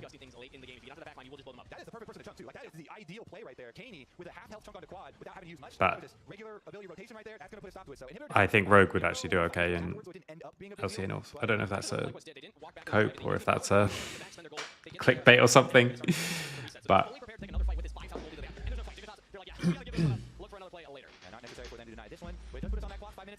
A little bit one-dimensional. Yeah. I mean, they're still... It doesn't look like they've ever had 6 scrubs as well. Because they just never push anything or play anything or play... Like, they're just a lot of times half pushing and basing. They're often just basing off tempo with each other. All right, well, let's see if Dignitas is able to take him down. All things considered, they're damaging him, but the problem is actually finishing the job. Right now, they're focusing more on quad. Has been having a rougher game, but the rest of FlyQuest is stepping up, so it hasn't really mattered. He's been kind of the bait to deploy Dignitas in. And for me, like the really cool thing about this is that not a lot of people, very few people, would have thought that Dignitas would be pushing FlyQuest this hard. This is really good to see. Dignitas here really getting some. Yeah, FlyQuest knew and gave them grubs. This team won't hit towers, so they can have grubs. They can have 20 grubs. That's fine. Would have made no difference to this game. Yeah, and we'll keep a look at Kenny because he's in bottom lane right now with his teleport ready. So that flash being burned. You could literally have 12 grubs and they still would have only got these same towers. Even though they don't get any, real victory of a kill or anything, having that flash down and not having to, threaten with their teleport yet. Keep track of all these wards. Yeah, they're nerfed, but Because they don't have a flanking ward is what I want to bring attention to. I still think they're good. But to your point, the fights they've been losing, he hasn't. You don't have this big deep ward to make the hero play with right now. Dignitas are gonna have to Chemtech Soul is better, and at least from what we saw, it is actually big. So still yet to die here. Mr. Masu, It's an extra like 3% damage and 3% survivability really has to go for quad because of when below we saw how much he can 50%. quad. So the real threat there is Kaney looking for his flanks towards the flashless now way. So quad would be very good positioning. Dignitas are approaching from the mid lane. FlyQuest are currently holding the approach to the river. It's about the second Baron right now. Okay, so playing on mid lane, They have enough of a level advantage right now. They push in, but playing on mid lane like this is good for the team that wants to fight front to back, but they do get the Swain ult and they can just kite it out. flash by Masu. Held it for that moment. And does get the safety, but now he's away from the rest of the team. So Dignitas, they actually see FlyQuest are a little out of position. They can walk forward and establish themselves. Now just rush mid, rush mid, rush mid. And they have all of their No, don't run after them, just rush mid. couldn't catch anyone though. So their reward for now is just vision. Just rush. Okay, smited for the slow. I thought Shane was going to go walk forward and establish themselves in the river. I think you just rush mid. You rush mid and you keep this way away. You all go this way, through mid, this way. You get this tower. That's why they immediately turn and try to force FlyQuest. They couldn't catch anyone though. So their reward for now is just vision. Let's see if the vision turns into anything. You got 6 grubs. Slow. I thought Shane was going to go all in for that one. Yeah, or at least But instead they're going to push them out very shallowly, some harassment from Tomo Isle. and then try and play Baron. Trying to get something out of FlyQuest. With no, so now by the time Baron is 10k, there's no pushes. They're already here. Like this is just, it's too easy. It's not sportsmanlike to just play for the towers. But doesn't have the ultimate available, so yes, he is tanky, but not nearly as tanky as Chain of Corruption lands onto Shaden. Another So Swain's got no ult, so not the worst idea to be starting a fight. down here. Where does Varus flash, by the way? They have all of Might hit some Whippo. Long cooldown, not available for the Baron fight. Temper Fate, flash by Masu. Okay, so you got Varus flash, you got Swain ult down. The rest of the team, so Dignitas, they actually see FlyQuest are a little out of position. They can walk Just forward. wait for the next Bard ult and for Dignitas. ult And they have Varus. flashes, so But here you could just take the tower. They couldn't catch anyone though. So their reward for now is just You vision. can take the tower, or at the very least you push deep and you get a chunk on the tower and you get all this control. But instead they come like, this is as deep as they go. Let's see if the vision turns into anything. Slow. Oh, okay. They don't put any, this is the deepest ward they put. Shane was going to go all in for that one. Yeah, or at least trying to use the ultimate to get flash out or They something. don't even take not grubs, raptors. But they're turning immediately onto the Baron. So some harassment from Tomo Isle. This bottom lane for Dignitas. So now FlyQuest just walk in. And again, but doesn't have the ultimate available, so yes, he is tanky, but not nearly as tanky as Chain of Corruption lands onto Shaden. Another ultimate down here. I'm surprised that Dignitas didn't try and go for kind of all in. I guess they're waiting for the Bard ult to come back up. That's honestly Now we have to reset because we've used all our time while inhibitors Dignitas actually back off. They also want to get this pushing. wave. The supers were pushing in. Yeah, and they're really worried about the Dragon Soul here. It's coming up very shortly, so they don't want to throw a fight here towards mid lane. Even if you if it puts you at a disadvantage for the Dragon Soul fight, that'll be very big. How are we going to play for this soul? How are we going to make them give us a not front to back fight? Everybody fight the Baron. They're going to fight the Baron. And they're looking at Surrey yet again, the top laner. Well, we're just not. Has a flash to safety. That's what we're going to do. We're just going to start Baron for fun. Like, how much time have they wasted just doing Baron in this game? Like, seriously, how much time has been wasted just hitting Baron? Okay, so they play the mid wave almost as shallow as it can possibly be played. Like, you can catch it in the neutral, but this is how much extra space you're buying. That's about, what, 1 second of travel time? That'll be very big rewards. It looks like they're positioning towards Baron. Then they run towards Baron side with no vision anywhere. Enemy has clear, easy ways in, and they just start it. Which, again, if you're starting Baron and you're putting people on vision, that means you're giving the team that wants the front to back fight a better chance. Yeah, we waited Swain ult. We've now waited Bard ult as well, so maybe we can just Bard ult the Varus. Is that what the play is? But it's not like you've got people waiting everywhere. You have one flank here, which is super shallow. That's your one position. If they push slowly through this position, you just have to back off and that's it. That's your one shot. That's your one shot at a flank. You didn't even wait here. So they just put one tanky person in front of them and walk this way, and your whole flank is gone. And now everyone knows where everyone is, which is always useful for the team that doesn't, like, that wants to fight front to back. And now Bwipper also has ult, so they just run at you. But these fight... great job from FlyQuest there. Whippo here is going to keep hunting. This is the worst kind of fight, and you made it happen. FlyQuest have literally had to do nothing in this game. Dignitas made the fights happen that FlyQuest wanted. I'm having a meltdown. I'm having fun though. Chasing the other backline on the other side, and so many of them were just completely spread out there. But the big takeaway is okay. Deathless person. He went legendary on the Varus, full 8 kills. Yeah, what a performance for game 1. But now let's head on over to the LTA Lounge to break that one down. Okay. What's up, guys? Welcome back to the lounge. Okay. FlyQuest is able to take one game on this one. I want to focus on the swap that got Whippo ahead because he was. I'm going to show you the next draft. I'm going to quickly go to the toilet and we'll see if anything is a bit different. It's fun though. I'm having fun. We're going to go with a free week 2-1-2 lane phase. You know, Go crazy about having fun. And it shows like we're definitely going dive also. I think we did a lot for a first pick. Yone though, everyone's happy to build off of Yone. You know, there's a lot of directions you can go. Sidwani taken away though, so you can't go that direction. The synergy that everyone always likes to combine. Nice little steal here. Notably one of the stronger pairs with Yone, but also Yone's a takeaway from Kaney, who had a fantastic Yone game last weekend. So FlyQuest definitely have done their homework here. And Surdy and Shaded both hovering the Katarina. Interesting. I know Surdy's reason. Shaded's reason. Maybe he's Goaty Surdy one, but either way, that's going to be the Sidwani for Shaded and a Silas lock-in.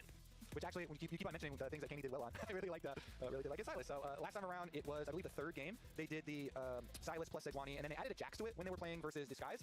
And the Jax is actually newly buffed on this patch. So if Dignitas do try and go with that same trifecta for top lane, which is the double melee synergies, the Jax is even buffed, so it'll be even stronger this game than what they did versus Disguised. But already, the Lilia picked up here. It's very good at power clearing junglers, and Lilia does thrive when the enemies are health stacking. So Sidwani and Silas, and if you assume there's going to be a melee, okay. Lilia already just looks like such a good pick. There's the Yone. Jace ban. I think Jace is actually in a fine spot still. First pick Yone. So you're just going to play any AP jungler. And then enemy takes away Sedge. So rather than taking Sedge and losing Yone, enemy takes away the Sedge, but that gives you a really good Lilia angle. Because as soon as you're into Sedge Silas already, Lilia is good. I like the early pick of Leona. You can lose Braum straight away, I guess. Like, they can do Braum on 3, but it's not so good with their champs so far. And it's not good into Lilia as well. So they take the Kai'Sa instead, and they ban a couple of ADs. They can still take Braum, I guess. It's not so good with Kai'Sa, though. Okay, so it is going to be the Elise. Can Silas Lilia roll? Yeah. You have to take it and then hit people.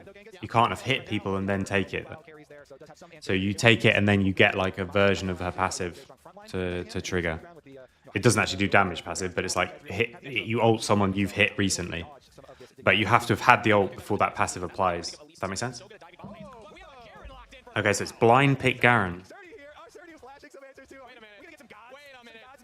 Surdy here, always a big Whippo fan and likes getting into some of these counter picks. Let's see. He's still cooking. Okay, he's cooking still. A lot of options. Oh man, I want to see Camille. Okay, so yes, it is. Camille's traded down to the top lane here. So wait, does Cho'Gath this is one of his best champions when he was like ready for me to take over game. I got this, and also he's belting targets? I think this is getting a bit much. Wait, Cho'Gath would also work with Axiom Arcanist, right? Scaling true damage. I just hope that it's not like, oh my goodness, we have a 30 CS deficit before they meet up again. You know, out of lane swaps, where Surdy does some. So you could take Last Stand and Axiom Arcanist, but then you need Grasp or Hellblaze, I think. But you could take Axiom Arcanist second. Against the main position now and everything. Now Surdy gets his counter pick, and Whippo is using the Garen that I think really. Let me see. Do people do that? Axiom Arcanist rune. I love this rune so much because of the extra damage and because of the extra cooldown for your ultimate. It works so well with Garen as well. So I want to see if he takes it. I'm assuming that he will, and it should be a fun one to watch here. Matchup in the top lane. Please be a matchup in the top lane, please. Not often. Whippo versus Surdy, Garen versus Camille. There you go, Kobe. The stat. Okay, when people are doing the more aggressive version, they do take it. Not too shabby. You can't do too much better than 100%, actually. So. Exactly, yeah. And there we go. Arcanist going to read on Thank you, observers. I love that new thing because he also works well with celerity and extra move speed there, too. But while we're getting into the game, we have Jet with a sideline interview with Okay. Snoop Dogg. Thanks, guys. I'm here with Snoop Dogg. First thing that comes to mind is I didn't see Garen on Whippo's top lane. How did this pick come to fruition? Garen, I mean, there's all constant updates, you know, so we keep working on it. And what was even a lot of the big ones were out, though, so, you know. Yeah. Fair enough. So, going into game 1 just a little bit as we're about to start game 2, that game felt very close and competitive. Is that what you were expecting coming in here? I know you would have hoped to Elashes to make through, but now you're in an elimination match. I didn't know what to expect. Like, we were like trying our hardest. I mean, we do think we're stronger, so I do think we're going to win. And yeah, last week we kind of got outplayed, honestly, so yeah, we need to win this one. All right, well, I'll let you get back to it. Thanks for joining us, Snoop Dogg. That was one response of all time to your top laner saying lock in Garen. Shout out to New right there for game 1, but Whippo right now has not been the focus of attention here, but we don't have lane swaps early on. It will be the proper top lane matchup. And let's see if that is better for Surdy. I imagine it will be. Looking to get by Lucio, goes in onto Isles, who has the repel immediately to get out of that. Meanwhile, it is a brawl in the mid lane. This is such a volatile matchup. I love going to get ganks on these lanes. The Yone and Silas both have potential to hard carry games. And since they trade so much, please, someone gank this mid lane. I love ganking these lanes. They're so low. They're trading so heavily, and they both have huge potential. But both junglers here are going to finish off their full clears before they get over there. Yeah, neither one. I mean, I was looking at Shaden more as the one that had the potential to do a game like to himself. Big damage on a quad. Ooh, Quad might just have to back off of this wave now. Yeah, he's going to start the reset. How much gold does he have here? Because that might be a limit. We'll see what he can get on his first back here. It's getting traded really heavily. Okay.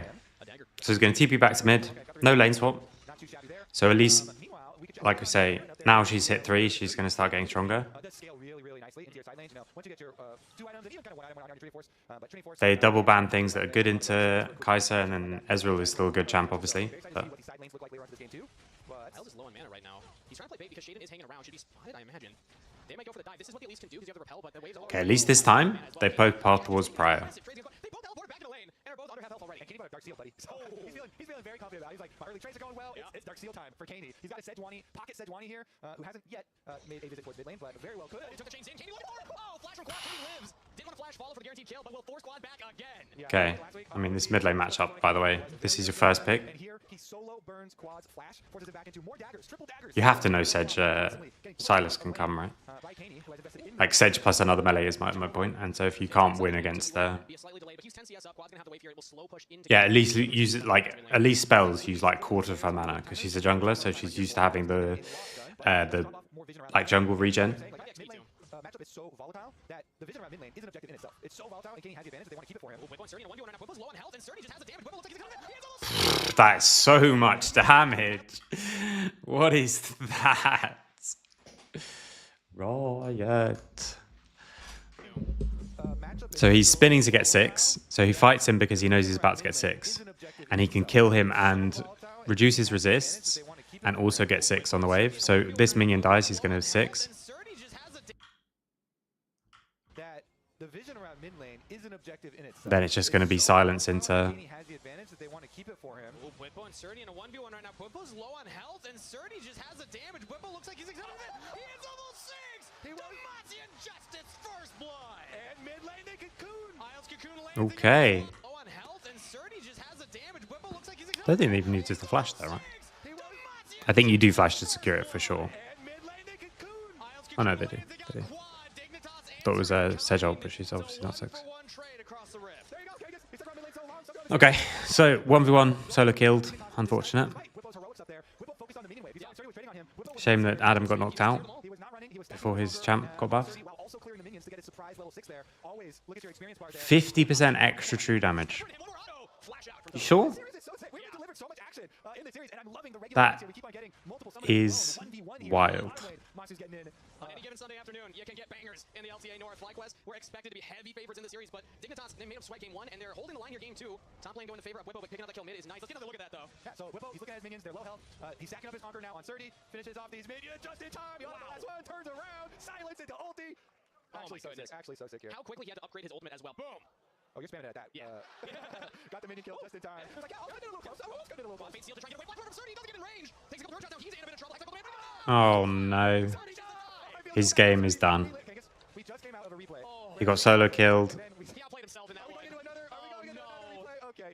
So, He's looking so aggressively. Fate Seal land from Kaney first. yeah, so Kenny starts it out to set it up for I Surdy. mean, this Kaney guy is playing really well Ease away to buy time. And by the time So he in the used lane, and he played Q1 before. minion. If I saw that correctly, he used Q1 minions so that when he goes in hex, Will get nerfed. Yeah. I think that's just Surdy looking back at that one and kicking himself. If I saw that right, I think that was just Surdy outplaying himself in that instance. In best case scenario, you get a 1-for-1 trade, but now FlyQuest up a kill. The gold was still pretty even. Now it's slightly in their favor. I think Dignitas at least got the 3 grubs, and Isles is back into the mid lane here.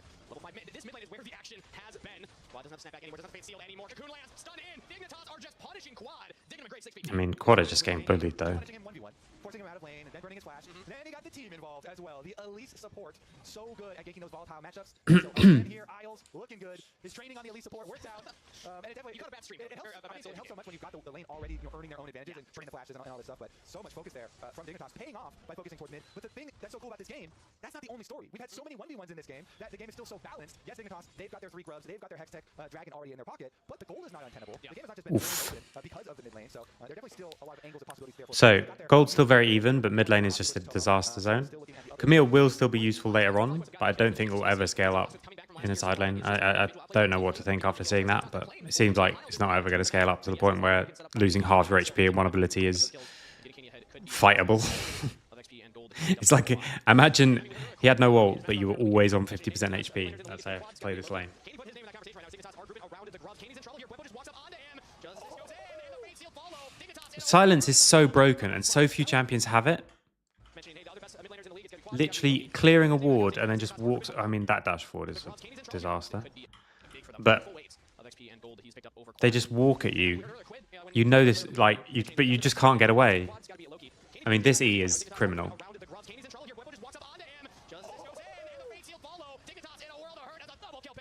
That's a really nice combo. And the support is running in, and so they're really easy ult for quad. It was amazing. Whippo goes in to get the silence onto Caney, and then Quad's ulti brings him over to Inspire. He finishes the job by flashing in. So Whippo and Inspire splashes there, along with Quad's ultimate. A huge coordinated play from FlyQuest. You're just mentioning how a lot of other stuff was. And he gives him 3 grubs back. For the second pack of gloves, they win the fight off of mid by taking the initiative for themselves. Whippo on the Garen pick has been so cool this game. Flashes in, silences to start it all off, and actually both those kills went to Inspired. So the Lilia now free booting him in, got the Landry's already. So here's Whippo for the age-old question. What do you do about a Garen running at you? Garen running at you from the brush with flash. He got the ultimate to get the blow enough. Inspired flashes over to finish, and everybody else was locked to the side. Since Isles was kind of collateral damage there, he at least is so squishy. He tried to resolve it to the side. It's really bad. It is, yep. I have to concur, Shaden. I have to concur. He upgraded it. At first it was bad, but then it got really bad. Was when That dash forward was yeah, I have to imagine that's It was right. just such a good bit of a disaster. Flashing into silence, he kind of chased Caney up towards that ultimate for Quad, the Yone ultimate, then grouping all of them and getting that massive AoE for everybody to be able to come in and finish it off there. That was huge for FlyQuest to be able to swing. Okay, so you're looking at now the first real big gold lead of this game into actually FlyQuest's favor. Plus they got the 3 kills themselves first, so they get the feat. And like you said, the gold went out inspired. So the 1,000 gold lead, a lot of that being, I imagine, top lane and jungle here. Lots of little ahead in CS, but getting the Lilia fed, getting the Lilia ahead. Great news for Flies. Dignitas looking to play on the bottom side right now. So the flare misses, and Isles goes in. They're actually trying to commit under the turret. Stunned up, that's a kill. Shade it. Gets it now Bucio all alone down here. They're going to go for another dive. The turret. So still just bullying on the Looking at now the first real this big gold matchup, of this game into actually even with the all mistake. 3 kills themselves first, so they get the feat. And like you said, the gold went out inspired. So the 1,000 They can gold just lead, play a lot on the of next wave. top lane and jungle here. Lots of little ahead in CS, but getting the Lilia fed, getting the Lilia ahead. Great news for Flies. Dignitas looking to play There's just no counter, like, play ready for this. Stunned up, that's a kill. Shade it. Gets it out of quad. Now Bucio all alone down here. They're going to go for another dive. The turret resets. They're doing just like a gank top lane, but there's no wave to like force something to happen, whereas this wave is crashing into the tower. Yes, we do. Scrims at 2:45 for pre-scrim. We're playing against PCS, one of the teams from LFL2. The goal is going to be to avoid unnecessary deaths. And we're just doing last things before games tomorrow. So we have potentially two best of series for our competitive games. We play against Verdant, and then we play against the... Yeah, at least it doesn't have flash, so maybe be a similar one. Camping on some vision though. Clear out top side first here as the rest of the team rotates down to the bottom half of the map. Currently, let's see, Quad really just needs a little bit of extra money. Like Yone pre-Blade of the Rune King and post-Blade of the Rune King is almost like, you know, 2 Pokemon evolutions. Not even a single evolution. So you have your starter. exactly, you have a starter or what? Okay. Another chase down here. Whippo chasing. This is a Pokemon battle. This is a 1v2. Caney has the back push in. Now into direction. Gonna try to turn it back around. Stolen ultimate. Looks a little by onto Inspire. Teleport from Sturdy now. Hook trying in. They're all leaning onto the Lilia. Flash out. But that's it. Inspire gets out of there. So this is going to do 2 things. This is going to ensure that they do have the numbers on bottom side, but it also ensures that the Yone will get the extra money for Blade of the Rune King. So Yone, they're going to make the call. Quad, finish pushing up there. Get your soul tower. Yeah, sorry, I was sorting this out as well. There, it's going to be this. Goal. Boom. But notably, that is feats of strength picked up there for Not bad. because of the teleport play coming down. So Dignitas definitely wanted more for the dragon, but That'll be for the scrims, obviously. That's not this game. Yeah, so we play against Verdant, and then if we win, we play probably against Lost for Tones, but it could be against Bulldog, I guess, as well. So this is going to do 2 things. This is going to ensure that they do have the numbers on bottom side, but it also ensures that the Yone will get the extra money for Blade of the Rune King. So Yone, they're going to make the call. Quad, finish pushing up there, get your soul tower gold, get your Blade of the Rune King. That's fine for them. We give up the dragon, and it should be objective here for Dignitas, as Whippo tries to stick around and should be able to defend tower no problem. But notably, that is feats of strength picked up there for FlyQuest because of the teleport play coming down. So Dignitas definitely wanted more for that one. They get the dragon, but losing out another big objective. 2 stacked, as it looks like we'll have Cloud Soul, recently just nerfed on this last match as well. Yeah. Let's see now another attempt coming down to hover this lane. Look at Quad also resetting. Okay, so game is still like fairly even in gold. Mid lane being ahead is good. Top lane being ridiculously far behind is obviously bad. At least with gold is better than another unachievable goal. Yeah. But at least the point is, I'm going to say, like, we will talk about the unnecessary deaths now. Like, we're going to show them and we're going to talk about them. Because yeah, I think it's difficult. I don't know. We keep saying, like, well, they wouldn't happen in pro games, but they did. They happened against Venom Crest. And nobody really has like luxury gold to spend on a lot of extra magic resistance. There are 2 Mertreads built here though, so I'll probably choose. He would probably choose different targets than those anyway. Masu landed the damage before Repel comes out. Isles now. Ezreal can just be really aggressive on the mid wave because people are coming across, and he gets a lot of poke down because he can be. So I'm imagining we'll just have pretty standard lane assignments. Mid laners back against each other in the bot lane. Top laners back to top, and bot laners have gone mid. And it's still just dead even Kobe. Who would have guessed that in, especially when we saw Series 1, that Dignitas and FlyQuest would be this close? Solar Flare lands though, just as I said it. Pick out the Isles. The support trying to clear vision. It's just too slow to... I think if you're clearing that vision, you have to... So he knows he's in danger, right? Because he's clearing the vision. You have to either think, okay, I have to be in spider form. That means I have to melee hit it, but I can dodge stuff. Or... Oh, he happens to be cocooning at the exact same moment. That's unfortunate. Yeah, Busio was just waiting for that one. Taking a lot of damage here as they bring the land inspired. What a combo! Surdy jumps into the middle of the team, backing off here. FlyQuest, the cavalry has arrived. Fate sealed in the backline. Surdy's down. He just got no right to do so. FlyQuest And then this, why do they just engage this? Waiting for that one. taking a lot of Teleport's already coming through damage here as from both people. He can get into the Herald to buy time. off here. FlyQuest, the cavalry has arrived. Fate sealed in the backline. Surdy's down. They lose a mid laner as well. It's just Tomo and Shane. So that 4v5 wasn't good for us. The all-star Rift Herald play. Not only does he use the Rift Herald to get out of the engagement, Who knew? but he interrupts the Kaisa ultimate dash as it comes through because it was trying to go through the Rift Herald, and it gets the Rift Herald knockup on him. We see a lot of Rift Heralds like driving into walls, you know, it's not like going backwards, but this one was beautiful. So first of all, it's the classic pink ward bait, and Busio was waiting for that one with Leon ultimate, nicely done from him. It's Snipe Isles. Then Masu here goes straight for the Rift Herald after getting knocked out by Shaden. Then drives through and look at the Kaisa gets knocked up as well, so they can't follow on their pick. So inspired Okay. despite getting Camille ultimate, and then Camille's out of So maybe Lilia would die. for FlyQuest, and it's cracked But out. that's It started out so well. that's my reaction. Like, why are they forcing this? 45 instant force fight, instant 3k gold deficit. Dignitas threw everything at him. Still has cleanse, still has flash available. This guy's got nerves of steel. I love when people use it as an exit vehicle. They get away there, whether you're split pushing or whether you're in a team fight, channeling, getting on in it. Honestly, let's see. I mean, next Dragon's coming up in 40 seconds, but, Icon is on top side, so Dignitas have kind of overloaded top side. They're trying to make a little quick play up there. Ooh, Surdy in trouble. Dodges out on the Fate Seal. Yeah, he's he's good. very, very low, though, so that's going to reduce their map presence pretty significantly. No flash for the Camille. That turret's just going down here. It just reduces what you have to do right now for Dig, and they really need to get one of those pick-off plays. So no flash on the Camille makes it way harder to do that. That's one of your longest range pick tools that you use. Nicely done here from FlyQuest, kind of getting that cooldown out of bottom side. Okay, now it's 4k gold lead. Now it should be Surdy has been reallocated to the top side to try and split push. fairly simple. All right, fine. We'll go for top side play here. Next dragon is up. Best case. Ooh, that's a good jump. Held from one true shepherd. Ezreal's just going to be able to put so much threat on mid lane. They're just going to start up the We're just going to start it. Because why not? Because it looks like Masu's going to push mid lane first for FlyQuest before they head over, but it actually drops very quickly. Yeah, I mean, Bwipo got vision down to It's now. far away. He's gonna run in, look at Shade. Bwipo does a lot of damage. He just says, I can take down the enemy jungler, but oh, there's a secure from Surdy. Can't Dignitas win the fight. Like, FlyQuest are here. do they know where enemy junglers are? One of your longest range pick tools that they could use. I don't think they have any idea where anyone is. So they just start it. They get one wave in mid. They're half HP, they're Kai'Sa, As I tell you, might have actually been in trouble. They're just gonna start up. then they just start it. See how many resources they can draw up to this side of the map, because it looks like Masu's going to push mid lane first. Okay. But it actually drops very quickly. That works, I guess. Now, run in, look at Shade. Bwipo does a lot of damage. He just says, I can take Because Lily happens to not be here. There's a secure from Surdy. Can't Dignitas win the fight afterwards. Rest of the FlyQuest are here. Masu has the front line in front of him, but it's just going to be rebuy for Dignitas. Busio goes down. Dignitas get one more, but Masu on the leash in the fight with Inspired behind him. Okay. So they just kill them all. But they get it. They get it anyway. And they take it off the map so FlyQuest don't get it. So that was actually massive for FlyQuest. I mean, the Bwipo and Busio assassination squad. Yeah, they just went right in on Shaden. Look at the Bash Bros. They just run straight in. They're like, why do you take? I don't care. Aftershock, I don't care.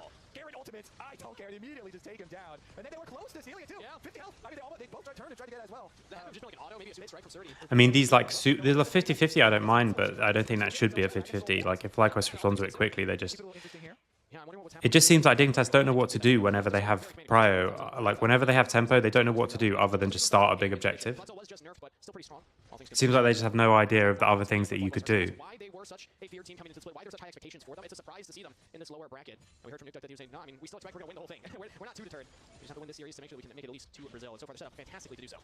I'm loving watching this Garen too. This Bwipo pick has certainly been one of the ones that delivers. I mean, from the solo kill early on to a lot It's going to be so fun when they go to there was the mid lane pickoff started with him. The icon assassination. And everything was and he's not even done. Yeah, Surdy could Brazil, use by the way. flash available. Hookshot does allow him to get away and has to slow his welcome tactical sweep, so he's fine. Yeah. But it just shows how scary Bwipo is, man. Like, if he gets on you, you're in danger. Yeah, you gotta watch out, 'cause once he stacks up the Conqueror, once he stacks up the Sojin, then Oh, Surdy's actually going for a fight right now because he has Tomo in over the top. Bwipo picked up in a side lane. That teleport coming in from Quad. Okay. Hold that one back. Inspired is here, though. The rest, like, if he gets on you, you're in danger. all of them. There was the mid lane pickoff started with him. The icon assassination. And everything was So they're pushing up mid and they want to run to top lane, but they run in quite shallow and then they just get pushed back towards mid.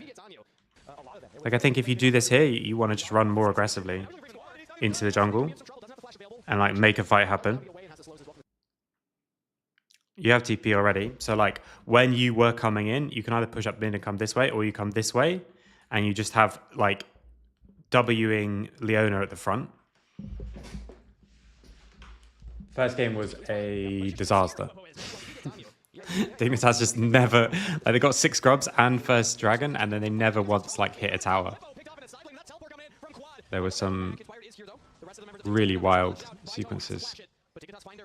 Okay, can that get them the top side tower? Because they still have Kenny pushing. Oh. And Whipple There'll be the VOD on YouTube though if you want to see it. I'll upload it after this. Kenny started out this game playing so well, earning a lot of advantages over mid lane in the 1v1 and when the team came as well. So They get top tower at least. Will feel very nice for them too.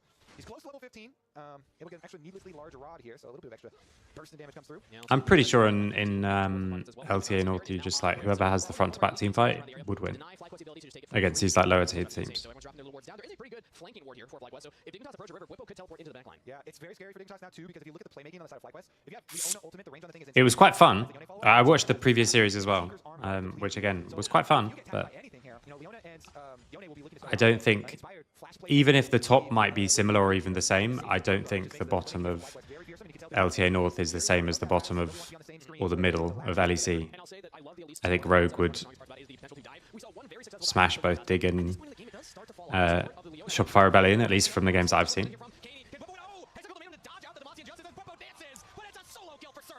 Nice. Yeah, it dodges the ult, then waits the cooldown.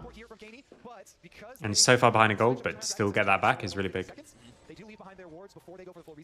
With the TP coming in, I think Whipper doesn't play that. Like if you're not TPing there, I think he flashes and tries to play because you still, it stops the ult for that one moment, but it doesn't put it on cooldown or anything. So you can just do it again.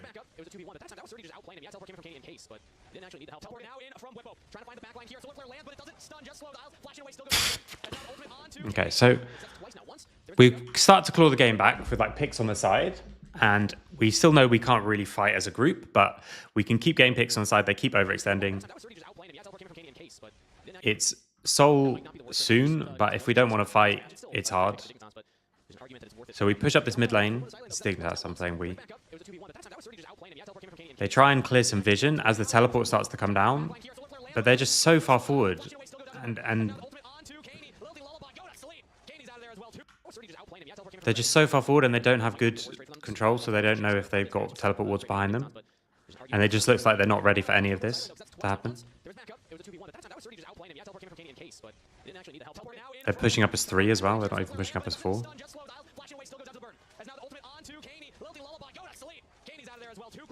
Yeah, I think just having like engaged tools and damage is just key. The 2 casualties they've suffered here are way too much. No extra damage or threat here for Baron, so just going to be that way. They push out FlyQuest, grab their dragon, they deny the soul. Plus they can and Camille doesn't get anything because you were pressuring when Camille wasn't ready. And also Kai'Sa wasn't ready. Just had 3 people who were ready on that play and no one else was, and yet you still went for it.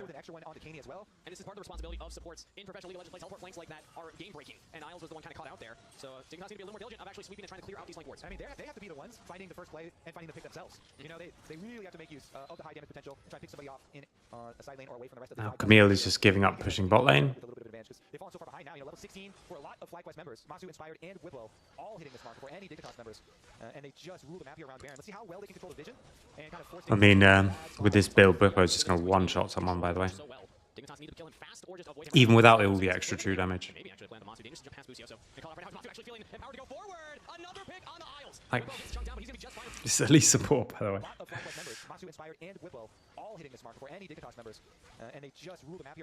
And like what? They just walk at them. They just walk at them and hope they get something. There's no mid wave. You're not fighting for mid wave here. There's nothing here. You've got no good angle to engage. You just walk forward and then walk backwards. And now he gets silent, so he can't juke the ult. And if that E hits from Lilia, they all die and they lose the game. It's a wild one. So deadly here. Now the Baron. Okay, it's down to under half health as we're looking at Whippo, but Whippo to 1v2!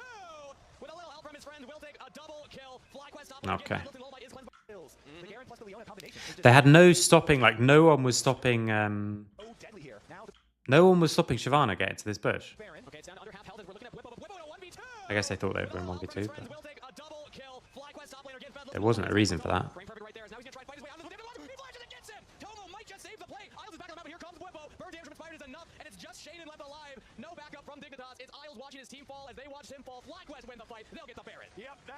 might be the nail in the coffin here. Grabbing Baron to get so much map pressure afterwards. Yeah, that's going to be Baron. It begins on the Garen. It begins with a Oh, there's another game, right?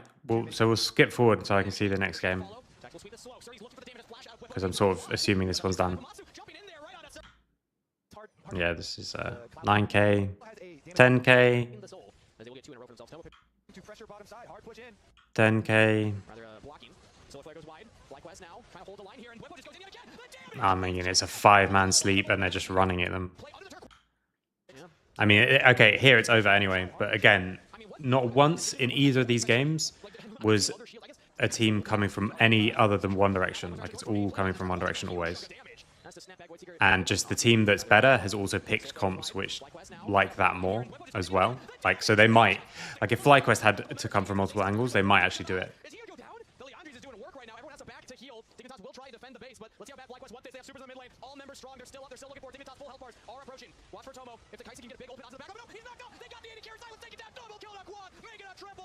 Okay, yeah, and just OP, I guess. Okay, I'm gonna go to this last game. So this is like seeding run, right? So they are leaving up the Skarner again. They just play anything into it. They just play Vi into it. And they live in Cassante as well. But it's the blind Azir once again. Cassio gives you a lot of damage to get through the Skarner as well.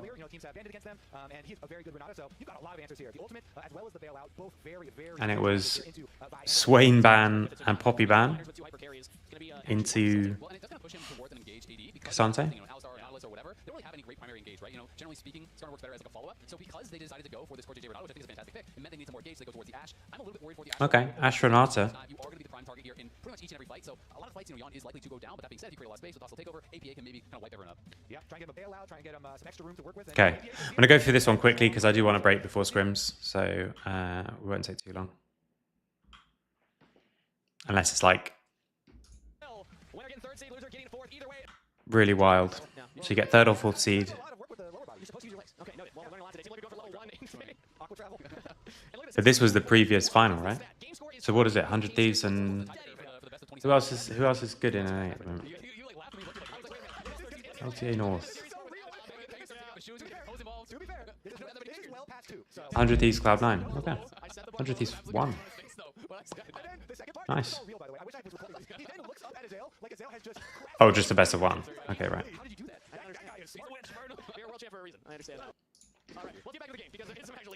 Okay. No lane swap. Better for Ambessa to be in an actual lane, but okay. Trade of summoner spells, Bwipo does live. Yeah, very close there. I mean, these two teams, we already showed the records there, dead even, but both these teams have had the same roster for quite a while now. And in Modern League, these things change all the time. These are the longest tenured teams in Modern League right now. This is current, this is not like all time.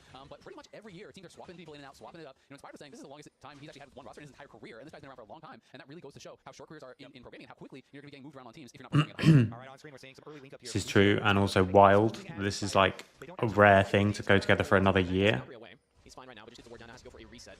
As actually he stops the back and will try and catch his wave onto the turret because they have their Vine nearby. There's going to dive, but look at top lane again. No flash available this time. But you have to be careful here. His wave is so bad though. The wave is pushing so heavily away from him, so he's trying to get this in. He really definitely wants this to crash. And because Impact is quite low on mana and he has no flash, I think he's feeling confident enough to do it. If you base in this spot, it is really bad for your wave state. So he's really definitely saying, okay, I just gotta get it in no matter what, get that wave crashed, and hope that jungler isn't here in time because Umpty's coming right now. Yeah, on the way, Skarner will pass over vision shortly. No, turns back around. It also goes to speak to the state of Doran's shield, where both of them, really relying on that. You feel really comfortable, kind of low there, and so he's able to wait around. Umpty's still on top, even though we're getting action everywhere right now. Oh, the poison! No, he's alive. But doesn't have flash, remember, but he gets a dash after every ability, so he should be fine right here. And Umpty did not full clear, by the way. Did not do the Krug. So Umpty showing right now, they can kind of count. Looks like Inspired's just going to go for his. Oh, I thought he would take the Krugs because the Krugs because they should know he didn't take something. Priority over to FlyQuest, going to try and shove this one in as well as Bwipo does go for a reset teleport back. I think it's still frozen. No, it looks like it's going to be pushing back. He'll slowly push towards him, yeah, because Okay. Impact hold the wave. You did see that he lost a few minions though, and as a result, it's now plus 7 CS for now. Of course, that's going to even out a little bit, but Impact is able to take that kind of incremental advantage from the pressure he had. Being able to get the push in, being able to threaten that solo kill. You bounce the wave, it means it comes back towards you, and if your opponent is weaker, you're going to be able to eke out those CS advantages. Right now, mid lane also trading against each other. So far, Let's see what else. Just that one camp lead for Inspired as well, who has gone to the full clear. Actually, a pretty chill game compared to the other games. Maybe with a dragon down here. I mean, that's what he's heading for right now, because bottom lane has They've got pushing bot, pushing mid. They want to go for the dragon. bottom lane pressure is the recipe for early dragons, and Vi is very good at taking early dragons, so pretty easy here for Inspired. Although the hawk shot does go over. Will they come in? Quad sleeping back as well. He's going to be spotted on that in the area, but I think he's gone. Can't really get there. Inspired smites a little early, but the auto will get it regardless. So first objective picked up by FlyQuest. And actually feels so good because now he has a chance at contesting grubs as well. It's almost always going to be more the trade of the two, but because they got such early dragon, thanks to that bot side push, he's just going to head straight up towards top side. And I think he's starting the grubs. From Impact. Okay. Right there, but either way, Just stalling out all out. Public execution, and Impact is dashing it past him. But he's got the wave, and he's still playing in it just fine. All right, Kasate. This is just like this matchup. Of course, it had to become like the actual, like a very common matchup. Takes out some grubs and leaves before. Wait a second. Blue's going really Yeah, down there. he has the flash. Okay. He might have to use it. Yeah. Why is he checking grubs? Knew that they were there. Inspired had vision of them coming in. Maybe they didn't think that they would be doing it or something. Goes still low. I think damage laceration slow. Impact not trying to turn back around. The turret held him out. One more auto. Impact's out of there. If that's 2 longswords instead of a longsword and a ruby, it's probably a kill right there, not gonna lie. Yeah. That was very, very close, but we're able to get some pressure in. It's gonna be able to bounce away, deny a few minions, it'll collect and push back towards him, and he's gonna be feeling really good about his spot. All right, I want to see where Inspired goes with first. Vi ultimate. Vi and Skarner both with ults ready. Huge playmaking potential on either jungler. And since Vi is bottom side right now, it might be bottom side. The handshake pull back. Damage on the Lucio. Throws out the clone. Jan. That's where about Masu. He's actually winning that fight as well. But here comes Inspire flashing in. Not gonna commit. The ultimate available. Masu now getting some damage in. The wave will crash. Team like they have to back off. Yeah, I mean, Inspire still has his ulti, and there's no flashes and no heal there. Yeah. No shot of being able to walk back up there. You're just gonna get violated, you're gonna get taken down. Inspire playing that really well, not overcommitting. You know, once he got that flash out with the Q flash, if you follow with the ulti into the tower, you're gonna be in trouble, so just hold on. Knows they're gonna be able to get another incremental advantage. Yeah, I like playing to that side of the map. You know, Masu and Lucio constantly had push down there, earning some turret plate money for themselves as well. The Corki doing quite nicely, stacking up his tier as well. Split them about one wave is in for Masu. Jan will Okay, so 2 grubs and dragon for FlyQuest. Still 2.5 minutes until that's up. So just gonna be catching at this Don't know how they didn't. Jungler's going back to clearing as well, but we do see Core JJ on the roam. He's reset towards the mid lane, and Jan's going there as well. So team will reset. How did they not get these grubs, by the way? Gonna commit. Am I just blind? Were they not just doing them here? Oh no, Impact's out of there. If that's 2 longswords, they're only doing they're only doing first one. Bottom side right now. Okay, I mean third one, sorry. So FlyQuest must have got them somehow Towards the mid lane, and Jan's going there as well. So team will reset already. their lane positions. yeah, trying to get a little bit of vision down around that mid lane for now. Is Don't really have time to Umpty is hanging out jump back. I want to sort of be done. Masu, you know, is just kind of chilling right now, waiting for Bucio to come down. So we'll wait for actually big things to happen. To the wall, flash is being pale. So Summoner Spell traded for the ultimate cooldown. And Issa not being as long into the wall there. Bucio's able to flash out of it. Of course, that still is huge. You know, the flash so big as Bucio's about to hit level 6. Yep. You know, taking away some of the playmaking, but that's definitely an investment. Meanwhile, we are still keeping up this pressure down here and hovering with Inspired after blue buff. Maybe he goes to relieve some pressure here. I was a bit surprised that TL moved there. Okay, so they swapped people to mid. You know, dragging everything up to really kind of be able to facilitate that. But so far, Top lane is still just fighting back and forth so much. threat of any aggressive play, so he's just kind of chilling farming down there. Yeah, it kind of feels like there's not a lot happening. All out happening top side now. Is it back in damage? Public execution lands, and Whipple trying to get out of flash from Impact. No flash. It's got no flash. Ulti joins in. Team Liquid. Yeah, first blood. First of blood, they're going to be able to push on the So tower. there is a counterplay this time on the other side. This is not like Dignitas or Down here as APA have to back off a little bit too. Shopify. Still have Jan So he waits and comes with the. Oh, okay. That was definitely trying to go backwards. But he waits and comes out with the wave with Core JJ. Up there, Inspired still just kind of farming it up. Quad trying to get push in mid, but here's Gesture arrow into the mid lane. Quad stunned up for a while. Throws out the miasma, trying to reposition towards the bottom side here. Has to flash and does get away. Okay, flash down. Double bottom lane recalls go off though for Masu and Bucio. Actually, Bucio cancels his just to play around with Umpty a little bit first. Looks like they're making And just simple like front to back for TL is good. He just uses the ultimate the wrong way. There's no world. Once the Valk is out, I don't think he can actually get the Nico, to be honest. I think he goes out of range, but They got much bigger front line. so it may be that he just sort of did the wrong way, but I feel like he wasn't in range. Much bigger. Tough to know. So if they're on objective first, Liquid denying the snacking from FlyQuest. or if they have vision on FlyQuest, And Bounce Soul, I think, both of which should be insanely good. They are kind of a brick wall, and FlyQuest definitely depends on getting those initial picks. Should be good. Upfront burst is so important, having that Bounce Soul shield, plus obviously the additional stats with the Skarner and the Cassante, I think would make it really, really hard. And they do have the teleport available on APA, so if APA goes and buys, DL probably going to lose at least one. Yeah, they do lose at least one, so you can't get the full pack, but you could still try and contest if you wanted to. they lose one. Slow to play. I mean, Jan's only just now hitting. Yeah, exactly. It makes it worse on the 2 times speed. That's true. Interesting. I think FlyQuest maybe they just It makes it look even more silly. could have tried to go for a second. Yes, something trying to smite steal it, but Like, how is this a thing? Silly. any feat of strength stack from that one. Public execution from Whippo to get away. Impact is making Whippo's life a nightmare in the top lane. Yeah, it really is. And I think There's no Mel again, by the way. So 3 games. No, They have no vision across the river, really, so 5 games, no Mel. We get one, we don't allow them to get 4 grubs, and then we're gonna be happy with that. Exactly. Don't want to have any casualties of that fight because APA, they made the call. They're like, APA just recall. He's looking for the teleport. Let's not do anything. Don't go for it here. Still looking for the next big play on Ash Arrow, though. Yeah, and I will say because Jan was resetting for that play to grubs, it does give Maso a big early in that bot lane. That's a substantial CS differential that we're seeing right now. Yeah, I mean, they were getting pushed on bot side, and they elected to move their bot lane towards mid for TL, so Jan was kind of just farming mid, but moving around the map a little bit more means he's going to be down a fair bit of CS, down about 3 full waves, and Matsu now matching him in mid lane, as both teams are 3 to 3 apiece on what's happening in mid? What's happening in mid? Dragon apiece. Okay. It's just looking like one of those games that is going to go straight up towards team fight. Thought there was going to be a big play. On the Ash, it's not about being a big hyper carry. But it's just like very chill. That this is a much different style of game and much different standard of game. The better it is going to be for your team. You see they have quite a defensive setup on the bot side. It's guardian for core, heal for core, there's barrier on Jan, right? So all of those, plus the bailout, plus the hostile takeover, plus the shield from the E, and all of these additional things are going to make him pretty difficult to just knock down. APA looking for it. Oh, okay. Sefmi keeps missing a 0. Front gaze there. Quad not able to land that one, but APA taking a lot of damage. Opti impales to bring him away. Says, please, APA, get out of there. I'm doing my best, man. And it's not enough. Quad gets the kill. Oh, Inspired just ignores the So that's the second 0. Yeah, much less flippy, but also much less like free things just donated to one team. Emperor's divides. Man, right when we were saying his series looking pretty good, man. He's bouncing back. He's doing it. Because they just, like, in the Dignitas game, for example, they just gave so much space always to FlyQuest. They just do whatever the hell they wanted. So here, for example, look, one person TP's down, the other person just is instantly pressuring the tower. He's not just basing. So Masu has to come up and respond. And now he moves into fog, and he might go base now. Okay, so he doesn't need base, but Herald coming up. They push up mid and top, and they go towards Herald. But FlyQuest is going to go respond on the other side. So it's like, it's much more like 1-1-1-1, like going back and forward, you know? And so they're going to trade, right, you get the first tower, but we get the tower and the Herald. And both teams like opt into that trade because they're actually understanding the game in the same way. Whereas in those other games, it just looks like there's a really big gap. Okay. Oh, no, he brought Nico. Okay. Because this might be a big fight. I think Skarner just brings... Does he just scoops Nico back into the whole team? So Nico has no flash. Nico should be kind of useless in this fight. Not useless, but like it should be really hard for Nico to get a big ult. Team Liquid are approaching, but it's just Core JJ. It's just Jan. His public execution misses. Still big damage. Hostile takeover hits. Is this too slow? No, okay. It's just normal speed. It just suddenly feels like really slow. Okay. So Whip ult misses. Flash ult from Core. Whippo's dying. They can just play front to back. Oh, they just play front to back. Already this flash is silly. Like you just hit the first person. Hit the first person and play the mid lane tower with the Herald. He tries to get quad. He tries to flash on quad. And instead accidentally pulls back. Okay, he's kind of locked into that. Like his circle. He tries to hit quad, I think. He's not trying to get... he's really not trying to get... Busio.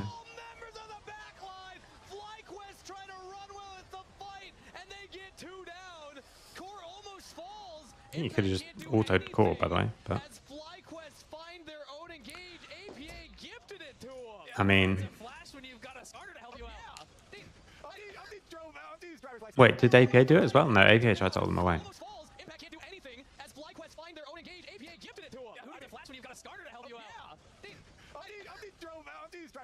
Maybe being revoked there with the starter. Turns it back around, delivers a big pop blossom into the team. And FlyQuest say thank you very much. We'll take a dragon for a reward. We'll take a mid tower for a reward. Like, okay, this is because you flash forward and you try to take Cassio, but in the same way. And use the flash on the Abessa.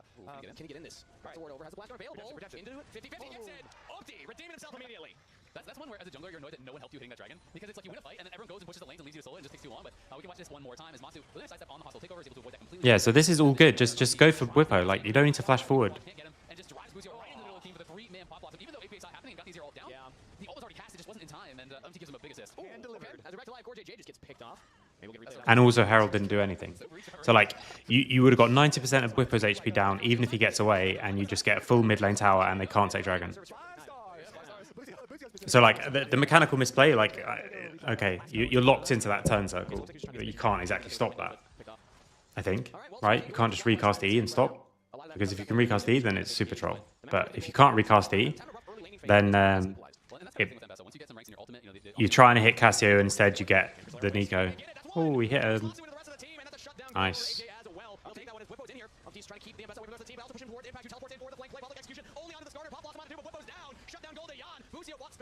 Yeah, so now this is just like hit one target.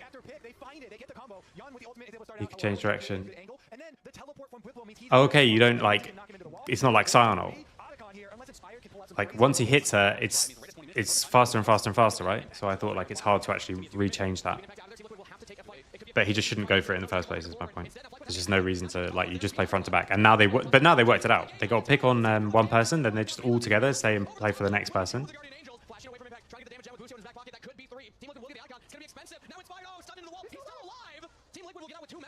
Lives as well. That's 3 that still have the buff. But we'll see. Matsu's still gonna be hunting for him. Impact's gonna try to get back to base. Does he actually find him? He's gonna will be spotted now. They know he's there. He's gotta be careful though. He could look for the turn. Big damage.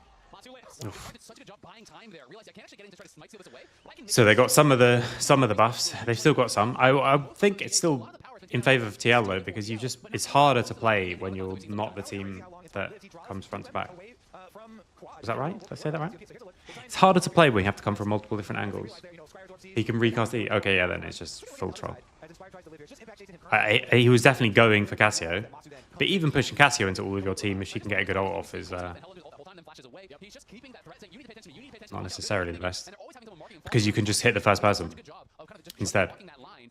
In some games, it's the best thing to do, but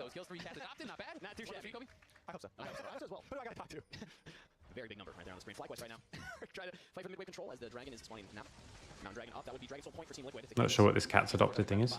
We've got those upgraded boots in for everyone except Popo still on the brown bags. But looking towards this next dragon here again, TL, if they are able to get towards Mountain Soul, that is massive for their team. He had a great smite steal in that last dragon fight. Chandra Crystal Arrow does land. Emperor's Divide. They're picking Inspired. Now he's using ultimate on core JJ. Matsu just doesn't have the space to walk forward though. Nor the damage to trade. The timings of TL's picks have been so good when they've gone for them. Really, really good stuff from Yon specifically. They do get a flash out though. Payment here. APA uses his. Should still be objective for themselves though. You know, they still were able to pick onto Inspired. Yon doing some really good work for TL, starting out multiple of these plays. Remember back to that mid one. Hey, Broach, thanks.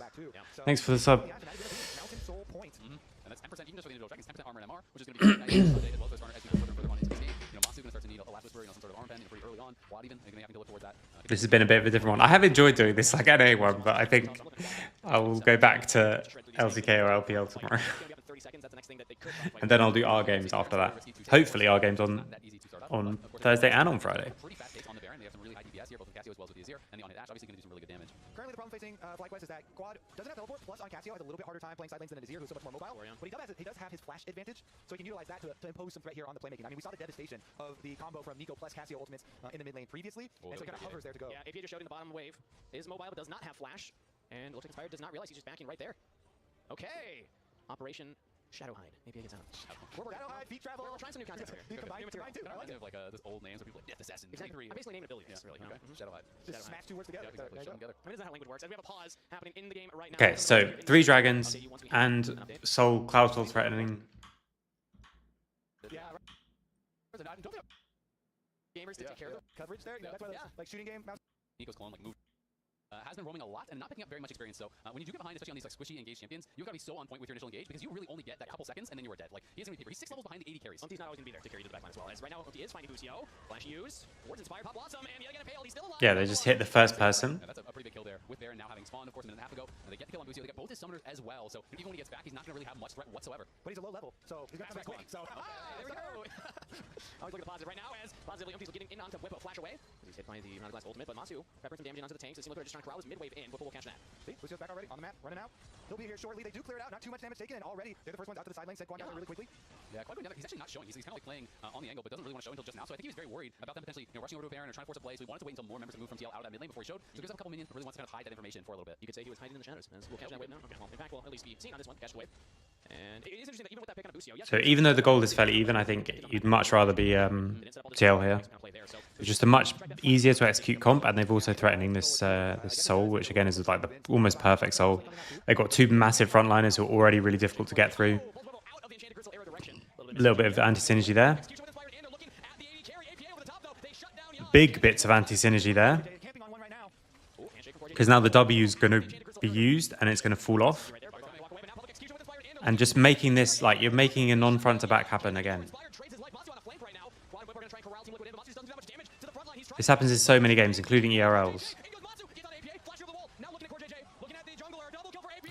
Okay, but APA with the Zhonyas as well to extend their time.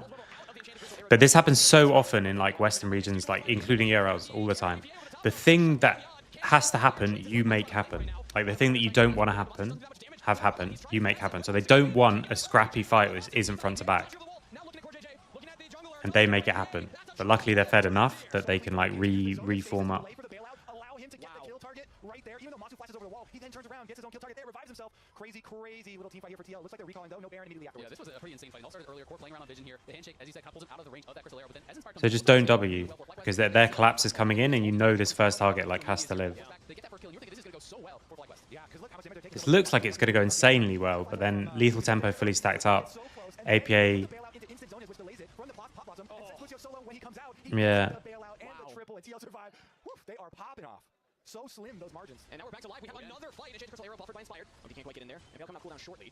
FlyQuest can back away though. Man, it is just back-to-back fights. When FlyQuest and Team Liquid meet on the rip, you know you're in for a banger. But that's also Mountain Soul now. That was grabbed there by TL. So TL have that Mountain So they've got Soul as well now. For FlyQuest to win from here. And it's going to depend on them getting a really good start to the fight because it's going to be so tough to punch through these frontliners that they're already really struggling. And they've got two massive carries. As you saw, like Ash dies kind of not for free, but pretty much. And Azir still picks everyone else up. And Renata good with both. And that fight was won by such tiny health bars. Bwipo was like 80 health from So this should be like just really hard. It should be very difficult to win the rest of this. Be a lot easier for them to set up their next fight. Now they're spam pinging in mid lane as they push it out, and Umpty goes to chase in the jungle as well. They have Ash Arrow ready here for Yon. He wants to get into the fog of war before firing it off, so goes over here to the control wards, fires out the hawk shot. They completely black out the vision around Baron. Lucius keeping vision down, trying to watch where Team Liquid's walking. As Empty will get hit, stunned up in the miasma. He's still pretty tanky. He has the teleport coming in. He's gonna get down to half health, still getting peppered with damage. And hits onto two, but there's the engagement from Bwipo. We're looking at Empty. We're coming in everything to get the jungle, but Inspired also. Okay. But this is the thing. So the way front to back fights work, if you're the damage dealer, you need to be hitting the highest priority target you can hit safely. If you're the tank, you need to be maximizing uptime between your carries and their carries. Because like any seconds where enemy carries can hit you and your carries can't hit means like it is really swaying the fight. So the way that you win or know you would win a front to back team fight is if your front line lasts longer than theirs. But all this time, Skarner's taking damage and no one from the enemy team can hit. So Skarner's still taking damage and no one can hit the people. Now, by the time someone actually jumps in, still our carries have to like hit someone else. So now it just happens to be like not front to back, not front to back, and now they resettle. I mean, this shuffle is really bad.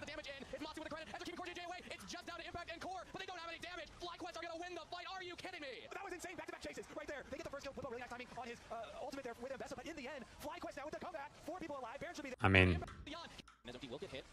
so like all of this time, they're just completely separate. He's used his E already. If they just come back together, then when they go on Skarner, you just return some damage on anyone, and it's fine. Firing it off, so goes over here to the control wards, fires out the hawk shot. They completely black out the vision around Baron. Lucius keeping vision down, trying to watch where Team Liquid's walking. Yeah, so they walk way too far away. Firstly, they just give up this to Masu. Okay, so Vi is coming around behind, and Bess is coming around behind, coming from multiple different angles, by the way. Something we didn't see. I think they think he's going to get away. But through all this time, I think at any point they should just stick together.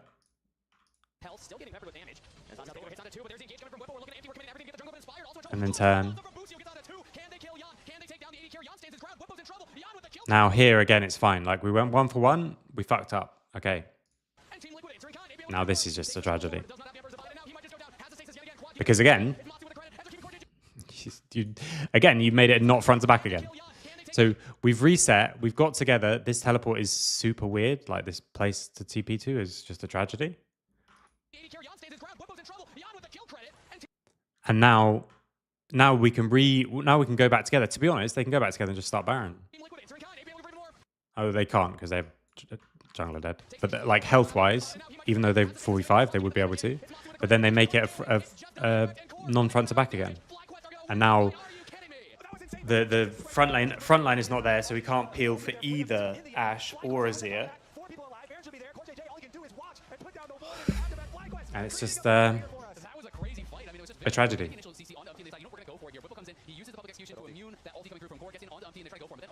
Inspired's getting pushed out by AP and Yon so heavily. Lucio goes, well, watch this E. It's through Yon on AP. It's both of the carries beautifully done. But still, from this spot, you realize, well, Mazu couldn't actually follow up. Quad couldn't follow up. Yeah, I felt like Lucio went too far, but then AP gets very confident here. Decides, you know what, I'm going to slide back in. But both the carries are still there and full health. And Quad still had his ultimate. So the Quad being in the river, not being able to follow up on the first chase, and he still had all spells ready. So when they then chased through, Team Liquid, led there by APA, Bwipo can laugh because he was the first one down. He's like, oh great, they just chased into our Cassio, who had ultimate steal still available, and that ends up being the Baron now. So I don't know if I still think they should win, but that's a big throw. Substantial amount with the attack damage and ability power that you get in addition to the minion pushing. And look at the timers on the Baron plus the Elder spawn, right? It's going to go right into that. So you can keep them pushing, you can deny vision, you can make it very, very difficult. So as that Baron expires, they can be right at the Elder, looking to start that up, and TL are going to be likely pinned in their base. We'll see if TL can hang on, though. Of course, the Baron is just temporary. So look here, this is what you haven't seen from the weaker teams. Like, they're fighting for the wave, and then they push the wave in. Rather than just waiting in a bush for fun. He was on 3 items prior, so he just bought a full item and a half after that. Had been out of the map for a very long time, but he gets a lot more difficult now to pin down with that QSS available and the cleanse behind it. Also still has a big CS advantage as Inspire now the focus and Crazily lands. Ooh, and Brooklyn pulled back here. This is the public execution. They just find space for Inspire to get out as FlyQuest are actually damaging Umdi. Yeah, Matsu and Quad, they hurt now. We were talking about the damage, the durability rather of Team Liquid, how big their health bars are. Well, the damage is there for FlyQuest now. I mean, Matsu's had the LDR for quite some time, but the Void Staff got finished after that last series of events there for Quad, so he's online, he's ready to go, and FlyQuest confident to just keep trying to fight this, but there's APA pushing. Try and push up mid, and then they want to go all in together with the tanks in the front. Waiting for the Elder Dragon spawn. It's going to be a classic Elder fight. Team Liquid are all grouped up as 5. FlyQuest are a little split right now, but now Inspire going in onto APA, engaging further onto Yon. Flashing away APA, misses the triple to Matsu. Oof, how has this all got split up again? But again, right, FlyQuest coming from multiple different angles. This is like if you're on Dignitas or on Shopify, watch this. It's not that hard. You just come from different positions. So Corky's coming on this side and ends up 1v1ing. Or Vi's coming from this way. Busio's coming from this way. Bwipo's coming from that way. And now, like, the two frontliners are here, and the backliners are just completely separate. So here, this is why Matty's thing, I think, is really useful of playing in, like, pods. Because you should have one person here and one person here. So tank here, but then as they come around this way, they start to push in towards the Elder, but a tank needs to be on that side as well. We need a tank on this side with APA, and we need a tank on this side with everyone else. But instead, both the tanks are here, and so Bwipo instantly engages because he sees both tanks are out of position. And as he's doing that, Inspired comes in on this side, and then the whole fight just falls apart. And look, Inspired's not even trying to kill. He doesn't stay and try and kill Yon. He just ults him and then flashes away because he's just trying to buy time where his people can hit without Ash being able to properly hit anyone. Now they come back in and they clean up the fight.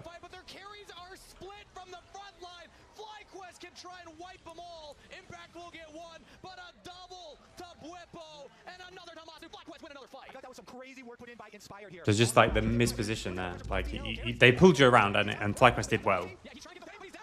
But so I mean, one, FlyQuest didn't do anything and TL just entered it to them twice.